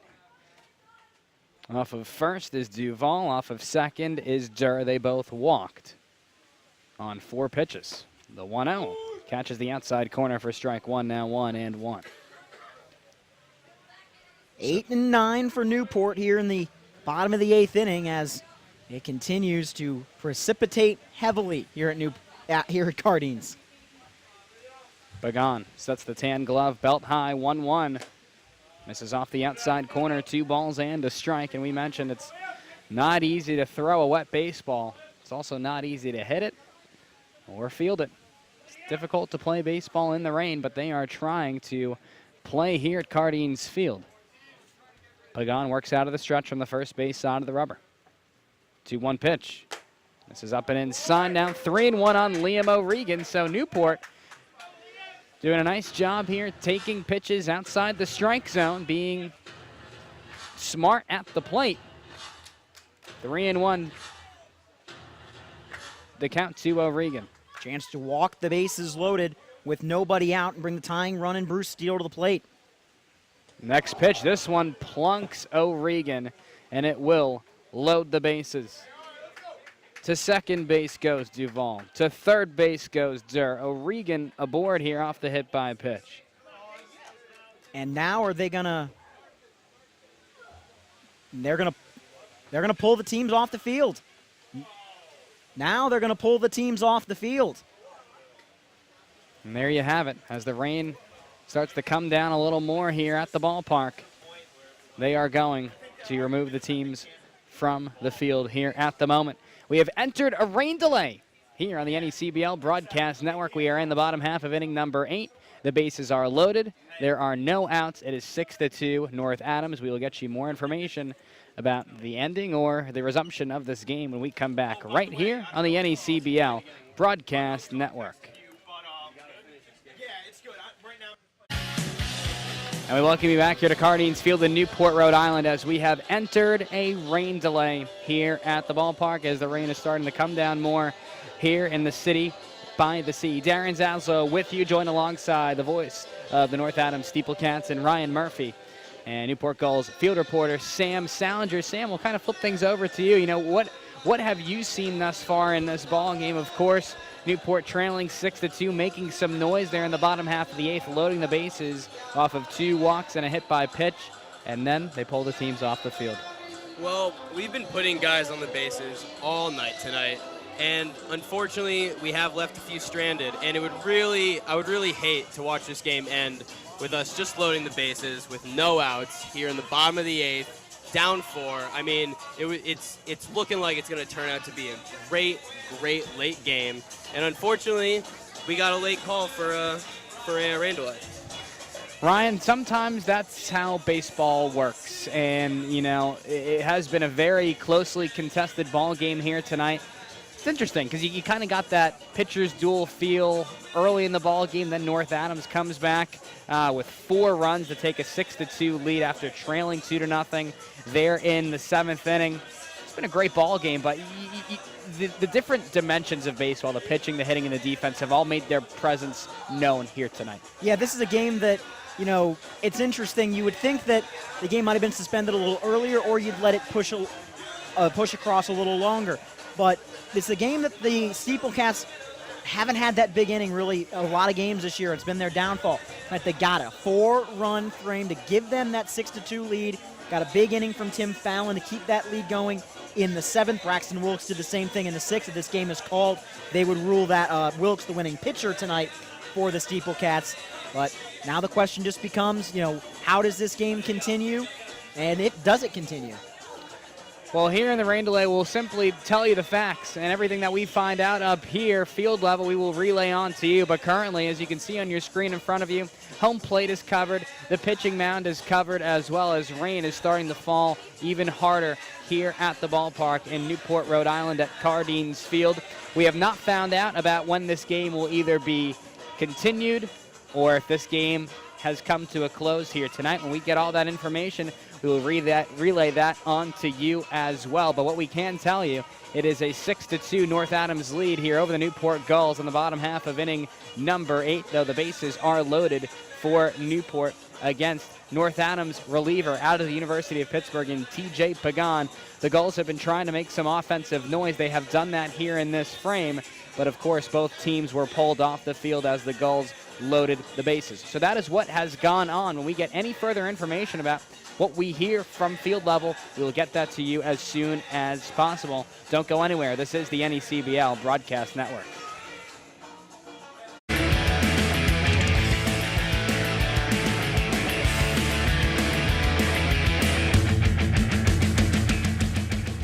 And we are back here on the NECBL Broadcast Network as we are optimistically awaiting the resumption of this ball game. We are in the bottom half of inning number 8.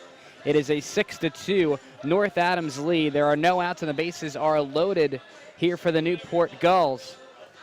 And of course, we do not know when this game will resume or if it will resume, but we are optimistically awaiting word that the rain will hopefully let up here to be able to continue this ball game. And there you can see on your screen in front of you, the weather is slowly starting to pass, although we are currently pretty much in the middle of this cell of precipitation. But it looks like the heavy stuff is past the Newport area. As you can see, the heavier, more severe rain highlighted in that yellow color. So that is at least good news here at the ballpark. We have not received word yet on whether this game will resume and or if it will resume. But once again, the pitching mound is covered in the tarp and the home plate circle as well is covered in the tarp. The field is not tarped currently at the ballpark. Whenever we find out the word, we will relay that on to you as well. We are currently in a rain delay here on the NECBL Broadcast Network. Don't go anywhere as we will be updating you here throughout the course of the night about the word on whether this game will resume or if it will not. Once again, North Adams leads 6-2 with the bases loaded in the bottom half of inning number 8 over the Newport Gulls here on Eckerd College Reunion Night. Don't go anywhere. This is the NECBL Broadcast Network.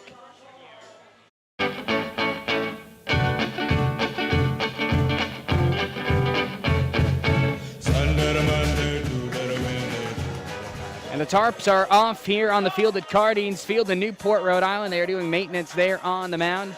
Nice job here by our field crew to do some maintenance there. Looks like we're going to be resuming baseball here shortly. That's what it looks like here on the NECBL Broadcast Network. We're in the bottom half of inning number 8. It is a 6-2 lead for the North Adams SteepleCats. The bases are loaded for Newport with no outs in the frame. Darren Zaslow, of course, with you here, joined alongside the voice of the North Adams SteepleCats in Ryan Murphy, Gulls scorekeeper Ben Maxout, and for a scoreboard update here in the New England Collegiate Baseball League, here is Gulls field reporter Sam Salinger. Thanks, Darren. Well, we are currently the only game in the NECBL that is currently going, and it's looking like we're going to be the only game to finish out a full 9 innings. Ocean State and Winnipesaukee never even started, along with Keene and Vermont and the Nighthawks Blue Sox game. The Sanford Mystic game ended in 5 innings, with Mystic taking the win with 3-1. And the Plymouth Danbury game ended after 6, Plymouth taking the victory 7-0. Thank you so much, Sam. And while we're at it, may as well look at the NECBL standings as well and take a look at those because, you know, for both of these teams, for North Adams and Newport, this game is very important. Why don't you take us through those standings? Yeah, here in the Southern Division, we have the Ocean State Waves sitting in at first and the Mystic Schooners and the Danbury Westerners both tied at second, 2 games behind the Waves. The Plymouth Pilgrims are sitting in at fourth, 4.5 games behind, with the Bay Sox 5 games back, and our Gulls sitting at 6-2 and 7 games behind first. In the Northern Division, we have the Upper Valley Nighthawks sitting in first place, with the Valley Blue Sox only a game behind. The Winnipesaukee Muskrats are 5 games behind first, with the Keene Swamp Bats and the North Adams SteepleCats both sitting in at 5.5 games behind the Nighthawks at first. The Vermont Mountaineers are 6.5 games back, and the Sanford Mainers at 5-3 are 8 games back from first in the Northern Division. Thank you so much, Sam. And well, the SteepleCats have taken the field here at the ballpark. It looks like we are going to be resuming action here in the bottom half of the 8th inning. TJ Pagan, the right-hander out of the University of Pittsburgh, is on the mound for North Adams. Newport in business, though, here with the bases loaded and nobody out for the shortstop out of Wake Forest in Bruce Steele. Bruce Steele tonight is 0 for 3 with 2 strikeouts and the flyout. But Ryan, when you look at the situation for Newport, it's an offense right now that has an opportunity here, and a big opportunity to get back into this ball game and to continue to reduce this deficit. Tying runs at the plate. You can't ask for anything more if you're the Gulls, as they'll face TJ Pagan yet again. The rain had slowed, but now it's picked back up again. So we'll see what's happening here, as looks like we're going to resume play with the 9-hole hitter at the dish. If you're the SteepleCats, you'd love to turn 2, as it seems like the worst maybe have gotten through Newport, but there's still some rain behind it, as you see on the radar. Yeah, you can see on your screen in front of you about 3/4 of the way done with the precipitation here from what it looks like. And, well, looks like Newport's going to have a pinch hitter. It's going to be Dominic Dorenzo out of Oklahoma. Hit .273 up in the Cape Cod League with the Yarmouth Dennis Red Sox. Had a pinch hit in last night's game, had a pinch hit opportunity, had a sacrifice fly in Newport's 9-0 win over the New Bedford Bay Sox. But Dominic Dorenzo here will pinch hit for Bruce Steele with the bases loaded and no one out. Once again, Dorenzo out of Oklahoma. Bats from the right side. First pitch from Pagan misses wide of the strike zone. It is 1-0 on Dominic Dorenzo. Has the black arm sleeve on the right arm, has the red batting glove, swings the all-black bat. Pagan sets and deals the 1-0. Fastball in there for strike 1 on the outside corner, 1-1. Dorenzo, a 40th round pick of the Chicago Cubs 2 seasons ago. Went to Central Catholic High School in Pittsburgh, made 33 appearances, 82 ABs this year for the OU Sooners. He bats from the right side here. Next pitch from Pagan, slider in there for strike 2. That's an excellent pitch. That pitch hard to pick up, especially from a sidearm, a side-slinging right-hander like Pagan.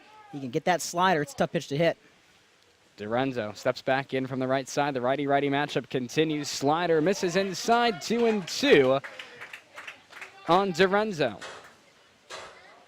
Pagan just needs to put the ball in the zone here to Dorenzo, I should say.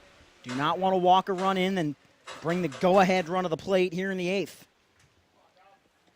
We're awaiting the 2-2 pitch from Pagan to Dorenzo. It's on the way. It's fouled straight back. Great job there by Dominic Dorenzo to get a piece and stay alive. Good defensive swing there by Dorenzo. A great 2-2 pitch from Pagan. Dorenzo able to foul it off and keep the at-bat alive. Dorenzo represents the tying run here in the contest. 6-2, North Adams. Bottom 8, no outs. The bases loaded. A 2-2 count to Dominic Dorenzo, the pinch hitter. Next one, slider misses wide for ball 3, and the count pushes full. 3 balls and 2 strikes on Dorenzo. This is an excellent at-bat. A chance for the Gulls to get within 3 if Dorenzo finds his way on base, either by a walk or by a base hit. Drew Archiolo awaits on deck. He is 0 for 3 with a walk. It's a 3-2 count to Dominic Dorenzo. Payoff pitch from Pagan. This one fouled off the mid of Ackerman. Dorenzo stays alive. Looks like he's walking back there to the dugout to maybe grab a new helmet. And they do give him a new helmet. So he stays alive here. It's been an excellent at-bat here by Dorenzo to stay alive. The rain continues to come down a little bit harder here at Cardines Field.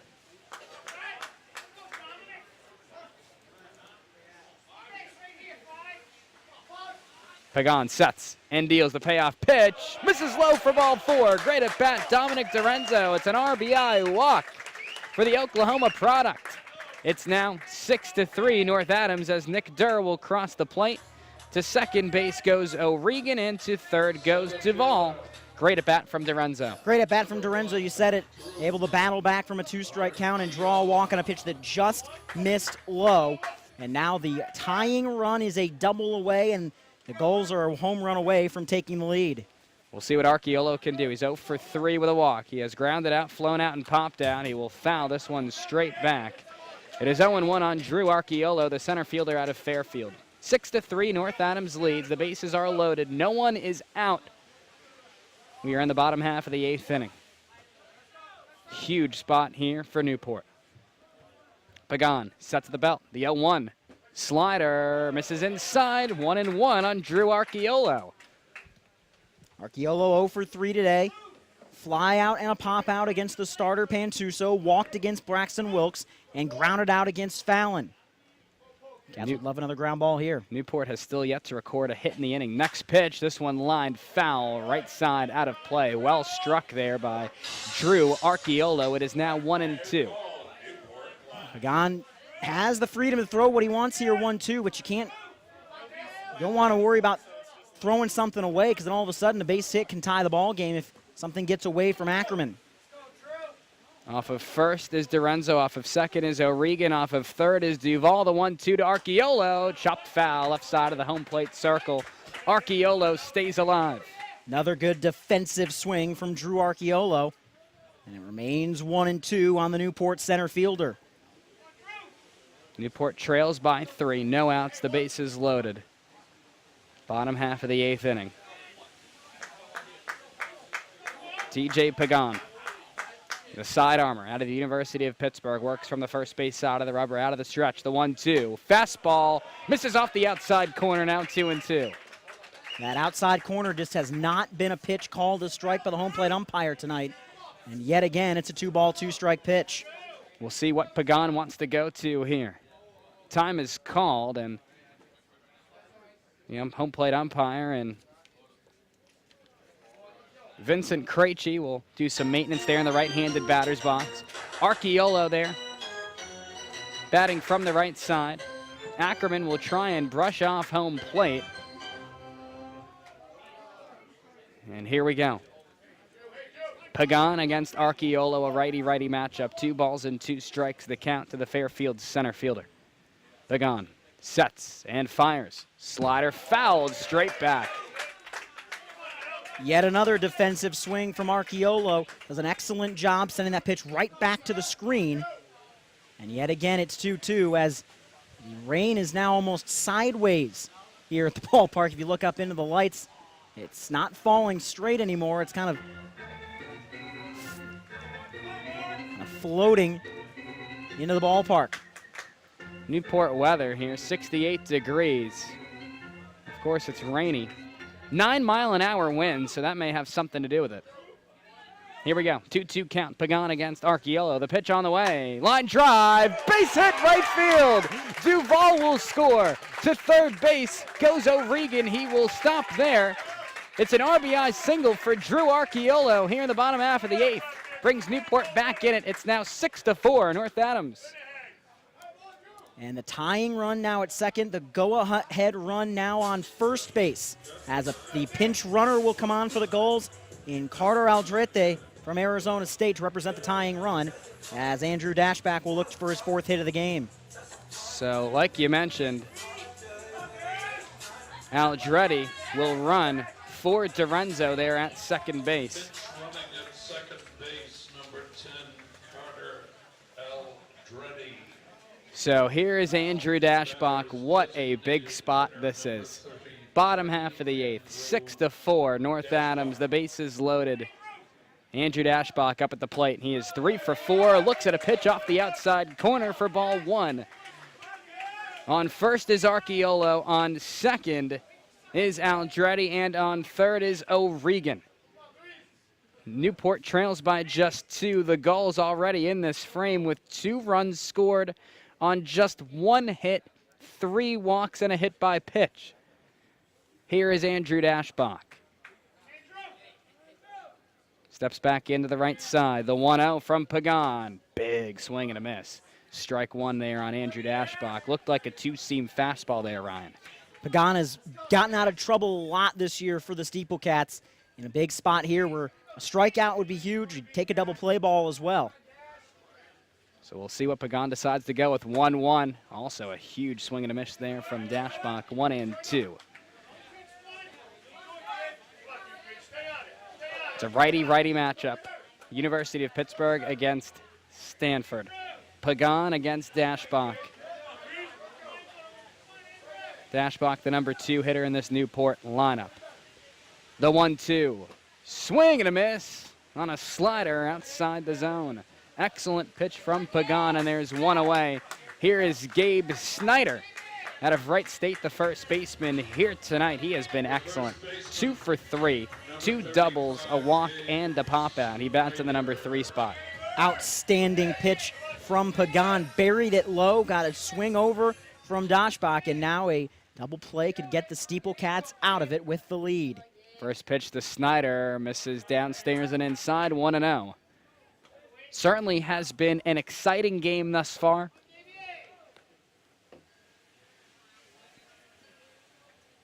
Pagan getting ready to throw his 26th pitch. It's on the way. Big swing and a miss from Snyder, 1-1.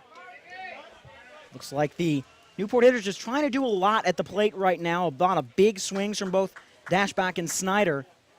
Got to focus on getting a ball in play, especially with a good runner at second and the pinch runner. Tie the ball game with a hit. 1-1, skied foul left side out of play, 1-2. This is a huge, huge pitch. We are awaiting it between Pagan and Gabe Snyder. It's a righty-lefty matchup. We've been at it for almost 3 hours and 15 minutes at this point, including the rain delay. As Pagan trying to get a big out, number 2. Sets the belt buckle.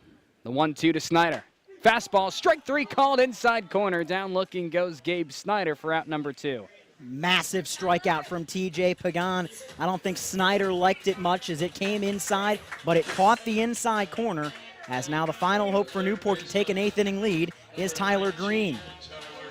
So this is Tyler Green. He's 0 for 3 with 2 strikeouts, a pop out, and a walk. He bats from the right side. This is Pagan still on the mound for North Adams. The first pitch to Green. Slider waved at and missed for strike 1. That was a filthy slider from TJ Pagan, as waving helplessly at it was Tyler Green. That thing started like it was right down the plate and then just slid way outside to get a swing and a miss. The 0-1. Slider runs wide, 1 ball and 1 strike. And here for Newport, you know, the approach remains simple. You're just trying to win each pitch. Pass the bat. Give yourself a chance to make some more offensive noise here in the frame. Already 2 runs have come to score. Don't need a homer, just need a hit if you're the Gulls. The 1-1 from Pagan. This one drilled deep left field, slicing foul out of play, 1-2. Green just a little out in front of that offering. He absolutely hammered that ball, but unfortunately for Newport, can't hit it in that direction and get credit for anything, as Pagan now 1 strike away from another big-time Houdini act for the North Adams SteepleCats. The count is 1-2 on Green. Pagan deals a slider. Strike 3 called inside corner. Down looking goes Tyler Green. 3rd strikeout of the frame for Pagan, and the 3rd in a row. Dashbach, Snyder, and Green all go down on strikes, and the inning is over. For Newport, the Gulls get back in it, though. They get 2 runs on just 1 hit. They leave 3 aboard with no North Adams errors. We will go to the top half of the 9th inning with your score. North Adams 6, Newport 4. This is the NECBL Broadcast Network.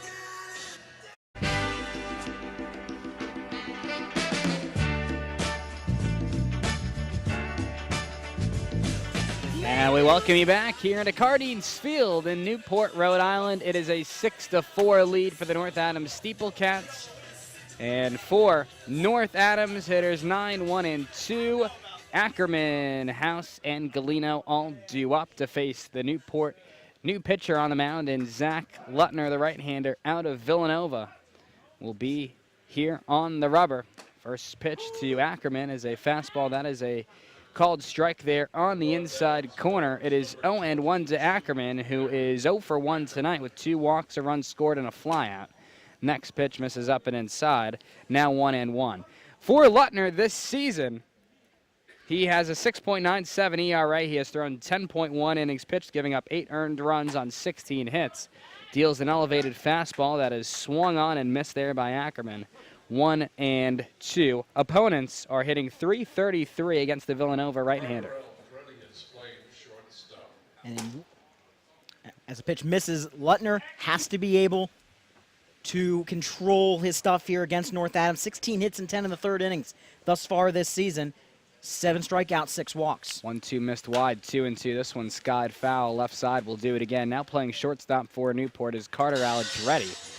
Out of Arizona State University, he pinch ran for Dominic Dorenzo. They are back in the bottom half of the 8th inning after Dorenzo worked the pinch hit walk. The 2-2 from Lutner skips that one in the dirt. Now 3 balls and 2 strikes on Ackerman, the catcher from Mission College. That was a nice dance move from Ackerman to get out of the way of a 2-2 delivery as he now tries to get on base as the full count pitch comes. Payoff pitch from Lutner. Fastball lifted in the air down the left field line, slicing away from O'Regan. He dives and can't make the play. It's a fair ball. It'll roll into the Newport dugout. That is not going to be out of play, or will it be out of play? Rounding third, heading for home is Ackerman. Should be a ground rule double. Although that's what it is. I don't blame Jake Ackerman at all until the umpires basically tell you to stop running. Let him go all the way around the bases. Now they're going to return him to second base. Ackerman is not happy about it. Well, guys, where's Ackerman from my going view now? here, it looked like it was at least a 1.5 foot foul. I'm going to be honest with you. He was sliding, and his glove was already way out in foul territory when it hit the ground in front of it. So from here, in my view, it looked like it was very, very foul. Well, they might be saying that it's a fair ball. I think they are saying it's a fair ball. That was the initial indication, at least, from the umpires, is that it was a fair ball. Well, if you saw on that instant replay and you saw O'Regan diving towards the line, it's kind of hard to tell where that ball landed because it landed past his glove, kind of out of vision for really anyone to see. And they're going to say that was a fair ball. They're going to say that was a double for Ackerman, and he is aboard at second base with a leadoff double here in the top half of the 9th. And interesting here, I would wonder if you could make a move for Jake Ackerman here, maybe Curtis Gooden, the speedster from UCLA. You do have another catcher available in Tyler Walters on your bench.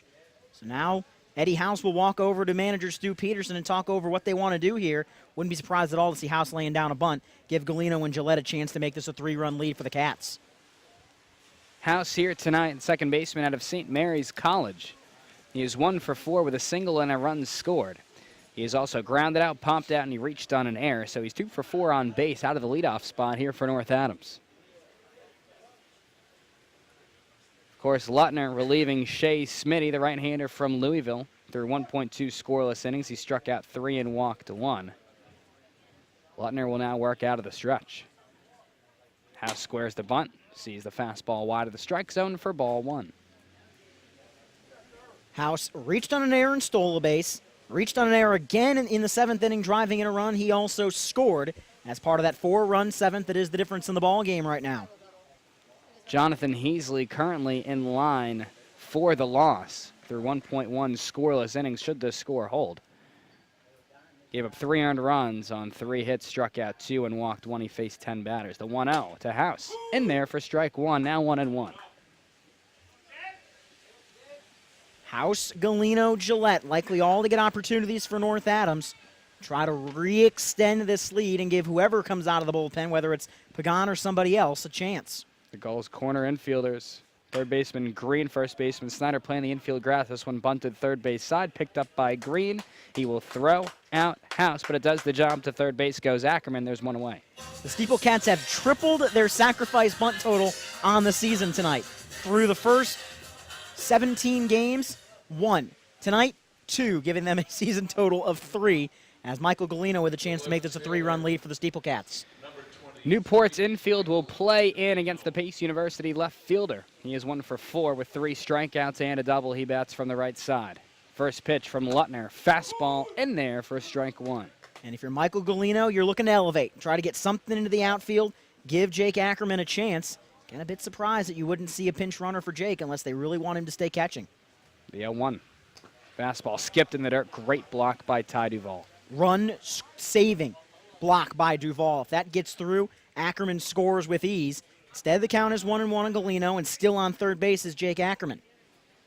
Lutner gets his sign from Duvall. They agree on the signal. He sets the black glove. Letter high. Next pitch. Misses down and away. 2-1. Lutner went back to the fastball. We've hit the 10 o'clock mark on the evening. Be a long night of baseball here in Newport, but it's been a fun one. 2-1 pitch on the way.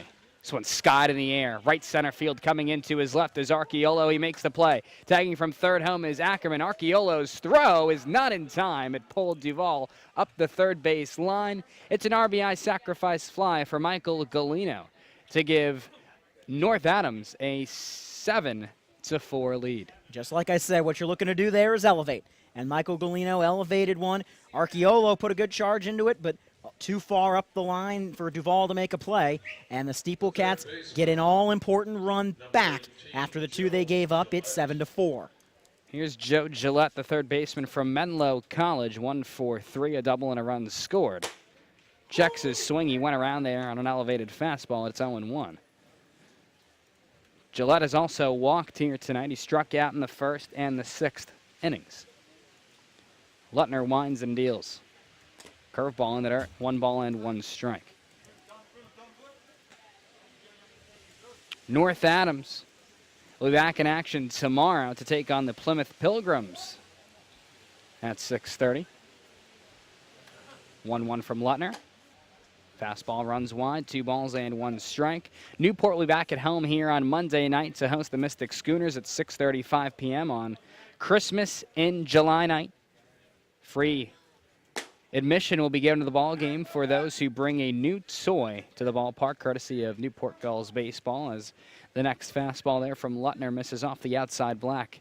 3-1 the count to Gillette. Next pitch, ground ball left side past the dive of Green at third into left field, a base hit. So Joe Gillette here aboard with a 2-out single here in the top half of the ninth. Welcome to North Adams, Joe Gillette. He goes 2 for 4 today, assuming that is his last at-bat, as he's able to single that one into left field just past the third baseman's glove in Green. And you get a very good power hitter in Dylan Paulson at the plate to try to extend this lead even further for the SteepleCats as we're now into the 10 o'clock hour. Paulson is 1 for 4 with a single, a strikeout, a flyout, and a groundout for the left-handed hitting first baseman out of Southern California. Stands tall from the left side, the open stance. First pitch, fastball in the dirt. Another excellent block from Duvall. And that block from Duvall wound up freezing Joe Gillette, who had gotten a good secondary lead. But Gillette holds up once the ball was corralled by Duvall. And in fact, Duvall nearly threw over to first base to try to pick him off. So we'll see what Paulson can do. He's the cleanup man here tonight for North Adams. Swings the all-tan bat, holds it above his head, 1-0. Fastball in there for strike 1 to level the count at 1-1. Blade, Durr, Duvall, the 3 that will hit for the Gulls, unless they decide to make any moves on the bench. 1-1. Fastball fouled straight back, 1-2. Jake Ackerman led off the inning with a double down the left field line. He would advance to third on a sacrifice bunt from Eddie House. He would score on Michael Galino's RBI sacrifice fly to center field. Joe Gillette singled, sets the scene here for Paulson. He will line this one in the right field. It will get by Blade into the deep right center field corner. Around third, heading for home is Gillette. And the ball looks like it cannot be found there by Blade. So Gillette scores. Paulson will come across to score on what has to be an inside the park 2-run home run. How about that? It's now 9-4. North Adams, there is a brief stoppage in play. Blade could not find the ball there. It's pretty dark out there in that right center field corner. And North Adams right now, Ryan, with a commanding 9-4 lead. What the heck was that? As the ball got hit, nice single for Dylan Paulson, but it got into the gap when Blade wasn't able to cut it off. It didn't go past him. He just wasn't able to cut it off, and then Blade couldn't find a ball that was in play. So here is Ryan Schultz, the designated hitter from the University of the Pacific. He is 0 for 4 tonight. Looks at a strike there on the outside corner. It's 0-1. Next pitch from Lutner. Skied in the air, deep center field, backtracking Archeolo to the fence, reaches up and makes the play, and the inning is over. But for the North Adams SteepleCats, they respond with 3 runs. They do it on 3 hits, leave no one aboard. Here with no Newport errors, we will go to the bottom half of the 9th inning. North Adams out on top of the Newport Gulls by a score of 9-4 right here on the NECBL Broadcast Network.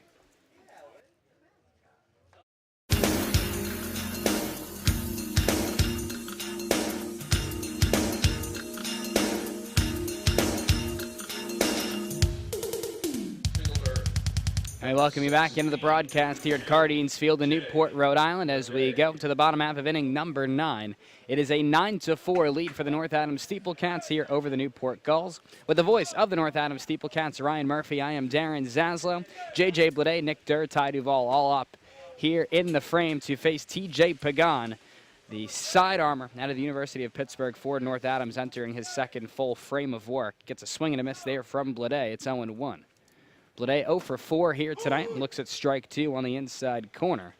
0-2 to the right fielder out of Vanderbilt. And worth noting that this is a save situation for TJ Pagan because he entered with 2 runners on in a 4-run game with a tying run in the on-deck circle. So this is a TJ Pagan save situation, which would be his 3rd of the year. Bottom 9, no outs, the base is empty. 9-4 North Adams, 0-2 the count on Blade. As Pagan misses wide with a fastball there and a tad upstairs, 1-2 on Blade, who bats in the number 5 spot for Newport. North Adams out hitting Newport 8-7. The Gulls have made 4 errors here tonight. This one sharply grounded left side. Backhanded diving stop by Sabino. Throw to first is in time. Just by a half a step. The throw retires Blade for out number 1. Liam Sabino's had himself a ball game. He scored that big tying run in the 5th inning, scored a run after getting plunked in the 7th, and then that's a big league throw across the diamond as he goes against his body, makes the stop, and a long throw across the diamond, barely gets the runner. So here's Nick Durr. He is 0 for 3, 2 strikeouts, a ground out. He walked and scored back in the 8th. This is his Newport debut. Looks at a strike there on the outside corner. It's 0-1 on the Florida State second baseman. The 0-1 pitch. Slider. Called strike on the outside corner, 0-2 to Durr. Pagan working quickly here, exclusively from the stretch. The 0-2 offering. Slider, line drive, base hit, center field for Nick Durr. It's his first hit as a Newport Gull. Newport's 8th hit of the night. Both teams have 8 hits in this one. Here's Ty Duvall, the catcher out of Vanderbilt. Here tonight, Duvall is 1 for 2, but 3 for 4 on base with a single, 2 walks, a flyout, and a run scored. Nice piece of hitting there by Nick Durr. Just take a 2-strike pitch, line it into center field, past the oncoming glove of Liam Sabino. Duvall bats from the left side. The bent knees, the squared stance. This one skied in the air, straight away left field. Coming on is Galino. He reaches up and makes the one-handed grab shoulder high for out number 2 here in the bottom half of the 9th. SteepleCats 1 out away from a win they desperately needed. Break up a 3-game losing streak, beat a very talented Gull team that I would be stunned if the Gulls were in last place when they come to North Adams the day before the All-Star game. This is a team that shown tonight incredible talent all the way up and down their roster. Now with the entire Newport Gull team here, this is a team that's going to be really, really good in the Southern Division. Well, here's Liam O'Regan as Durr goes. there on a check swing by O'Regan. No throw, so Durr up to second base standing up. It is 1-0 on Liam O'Regan. He has walked and scored. He was also hit by a pitch. He's 2 for 4 on base out of the number 8 spot. Next pitch, big swing and a miss from O'Regan. 1-1. Give him a stolen base on that one. Probably a little more defensive indifference, but go ahead and give him the stolen base as North Adams trying to close this one out with TJ Pagan. 1-1 from Pagan. Slider swung on and missed there by O'Regan. He tried to hold up at the last minute. It's 0-2. The Gull fans that have stuck it out here past almost 10-15, trying to will their goals into a comeback with 1 strike to play with. 1-2. Slider runs away. 2 balls and 2 strikes. Definitely got to tip your cap to the hardy souls that have stuck this one out. About almost 3.5 hours after game had gotten underway. Pagan works out of the stretch. The 2-2. Slider misses off the outside corner. Did O'Regan go? No, he did not on the check swing. So the count pushes full 3-2 on Liam O'Regan. Yeah, you're not going to end the ball game like that on that anticlimactic of a strike. You're going to make Pagan actually get strike 3 instead of on a, probably a 50-50 check swing call. So we'll see what Pagan decides to go with here on the payoff pitch. Off of second is Durr. He's singled. Pagan sets and deals. Slider, swing and a miss, strike 3, and the ball game is over. North Adams is victorious here tonight over the Newport Gulls by a final score of 9-4. And with the win for North Adams, the SteepleCats improved to 8-10. Newport falls to 6-13. Don't go anywhere. We'll get you your final totals here in the ball game when we come back right here on the NECBL Broadcast Network.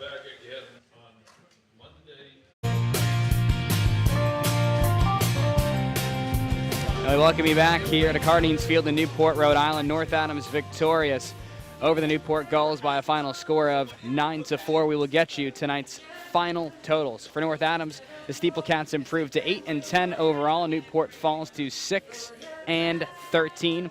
The win will go to North Adams reliever Braxton Wilkes. He threw 2 scoreless innings, gave up just 2 hits, walked 2. He struck out 1. He faced 9 batters. The loss goes to Jonathan Heasley for Newport. He threw 1.1 innings, gave up 4 runs, 3 of them earned on 3 hits. He struck out 2 and walked 1.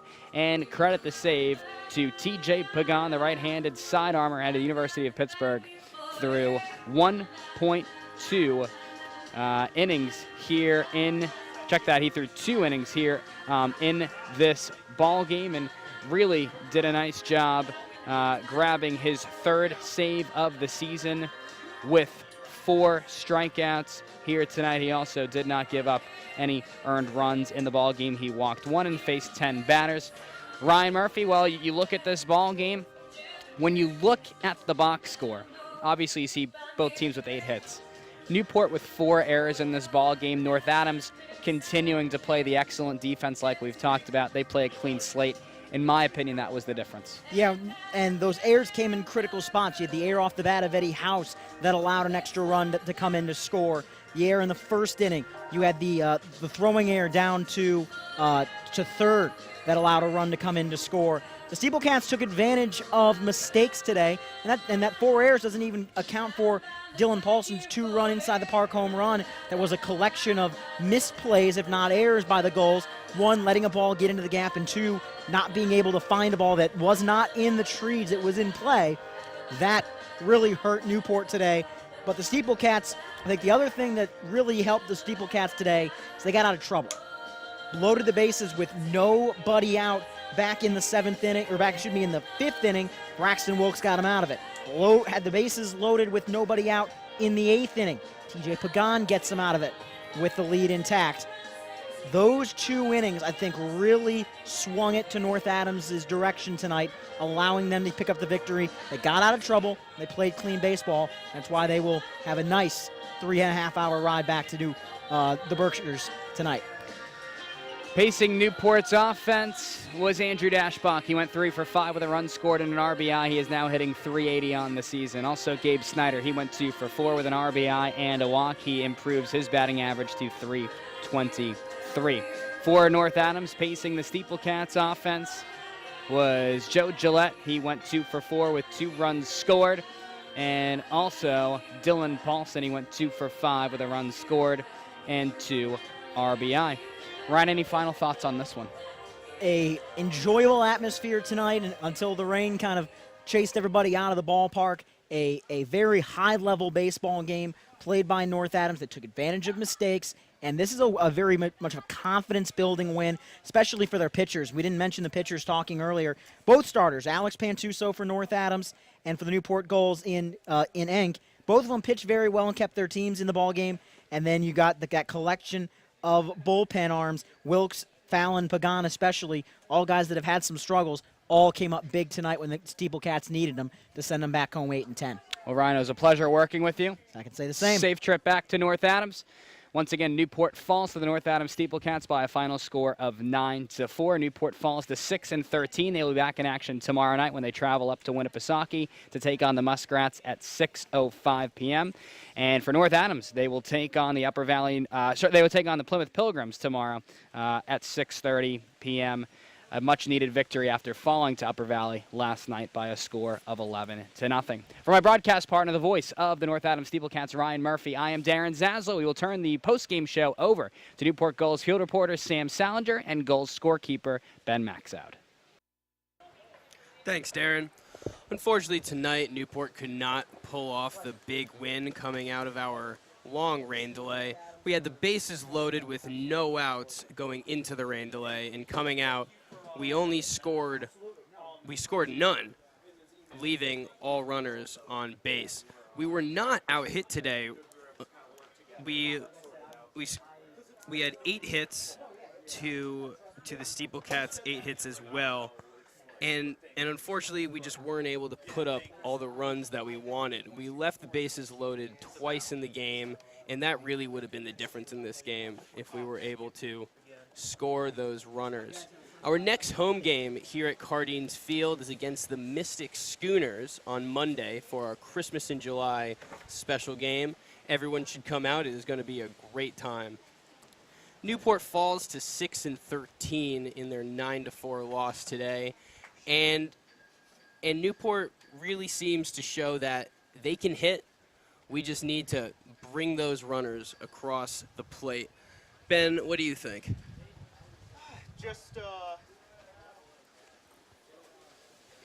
Just another frustrating loss. I mean, and I don't want to, sound like a broken record here, but seems like in every loss, every game, the thing that has really hurt the Gulls is that 1 or 2 big innings where the other team scores runs in bunches, whether it be 4 runs, 3 runs, 5 runs, and that's just what has hurt them this entire season.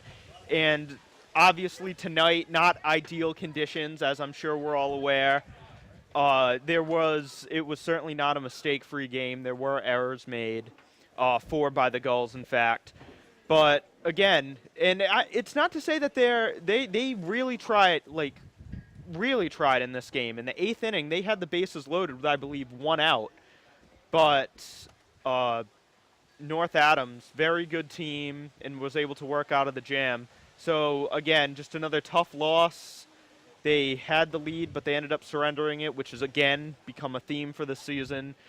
Let's just hope that they can bounce back with a win tomorrow. They've certainly shown that they can bounce back from tough losses, as evidenced by last night. But it's just they really need to work on consistency. They got a great effort last night, but, again, tonight was, I'm sure they would agree, not their best. Yeah, unfortunately, we were not able to pull out the win, but Cameron Enk, our starting pitcher, did put on a great performance, pitching 5 innings, only giving up 2 hits and 1 earned run on 1 walk and 5 strikeouts. Unfortunately, he got the no decision today, but I think seeing his performance tonight is a great indication for the rest of the season. Definitely, and that's the Gulls starting pitching as of late has been very solid. Whether it was Kyle Mora last night, Cameron Enk tonight, Eric Miller Monday night, and Tuesday night, I believe it was Drake Fellows. They all pitched very effectively, but it's just been little errors in the bullpen, mistakes. And it's not, you can't blame it on one thing. It's just kind of a concerted snowballing thing that just happens in these games, where the Gulls' starting pitching has really worked, but the bullpen has let them down at times. And in baseball, it goes two ways. The hitting has really not exactly backed up the pitching. They have stranded a good deal of base runners in big situations tonight and Wednesday night. So let's just hope that the Gulls can figure it out and they can get this thing rolling, because Yogi Berra, great catcher, it gets late early, and that's what's happening in this season. Yeah, I mean, while our hitting wasn't that great. Oh. Looks like we're going to send it down to Darren at field level. Darren, here you go. Welcome back to the postgame show here on the NECBL Broadcast Network. Newport falls to the North Adams SteepleCats by a final score of 9-4. Darren Zaslow with you here, field level at Cardines Field in Newport, Rhode Island. Newport falls to 6-13 overall. North Adams improves to 8-10. And for Newport, they will be back in action tomorrow night to take on the Winnipesaukee Muskrats at 6:05 p.m. Before we sign off, we'd like to thank everyone who has been involved in tonight's broadcast. We'd like to thank our executive producer and director, Tom Lima, our producer, Shannon Carlson, our audio technician here tonight, Jake Elmsley, our on-site engineer, Dave Peck, our production assistant, Lucas Malley, our social media coordinator is Shannon O'Connell, our statistician is Ben Maxad, Newport Gulls field reporter Sam Salinger, and for the voice of the North Adams SteepleCats, Ryan Murphy, I am Darren Zaslow saying so long from the city by the sea.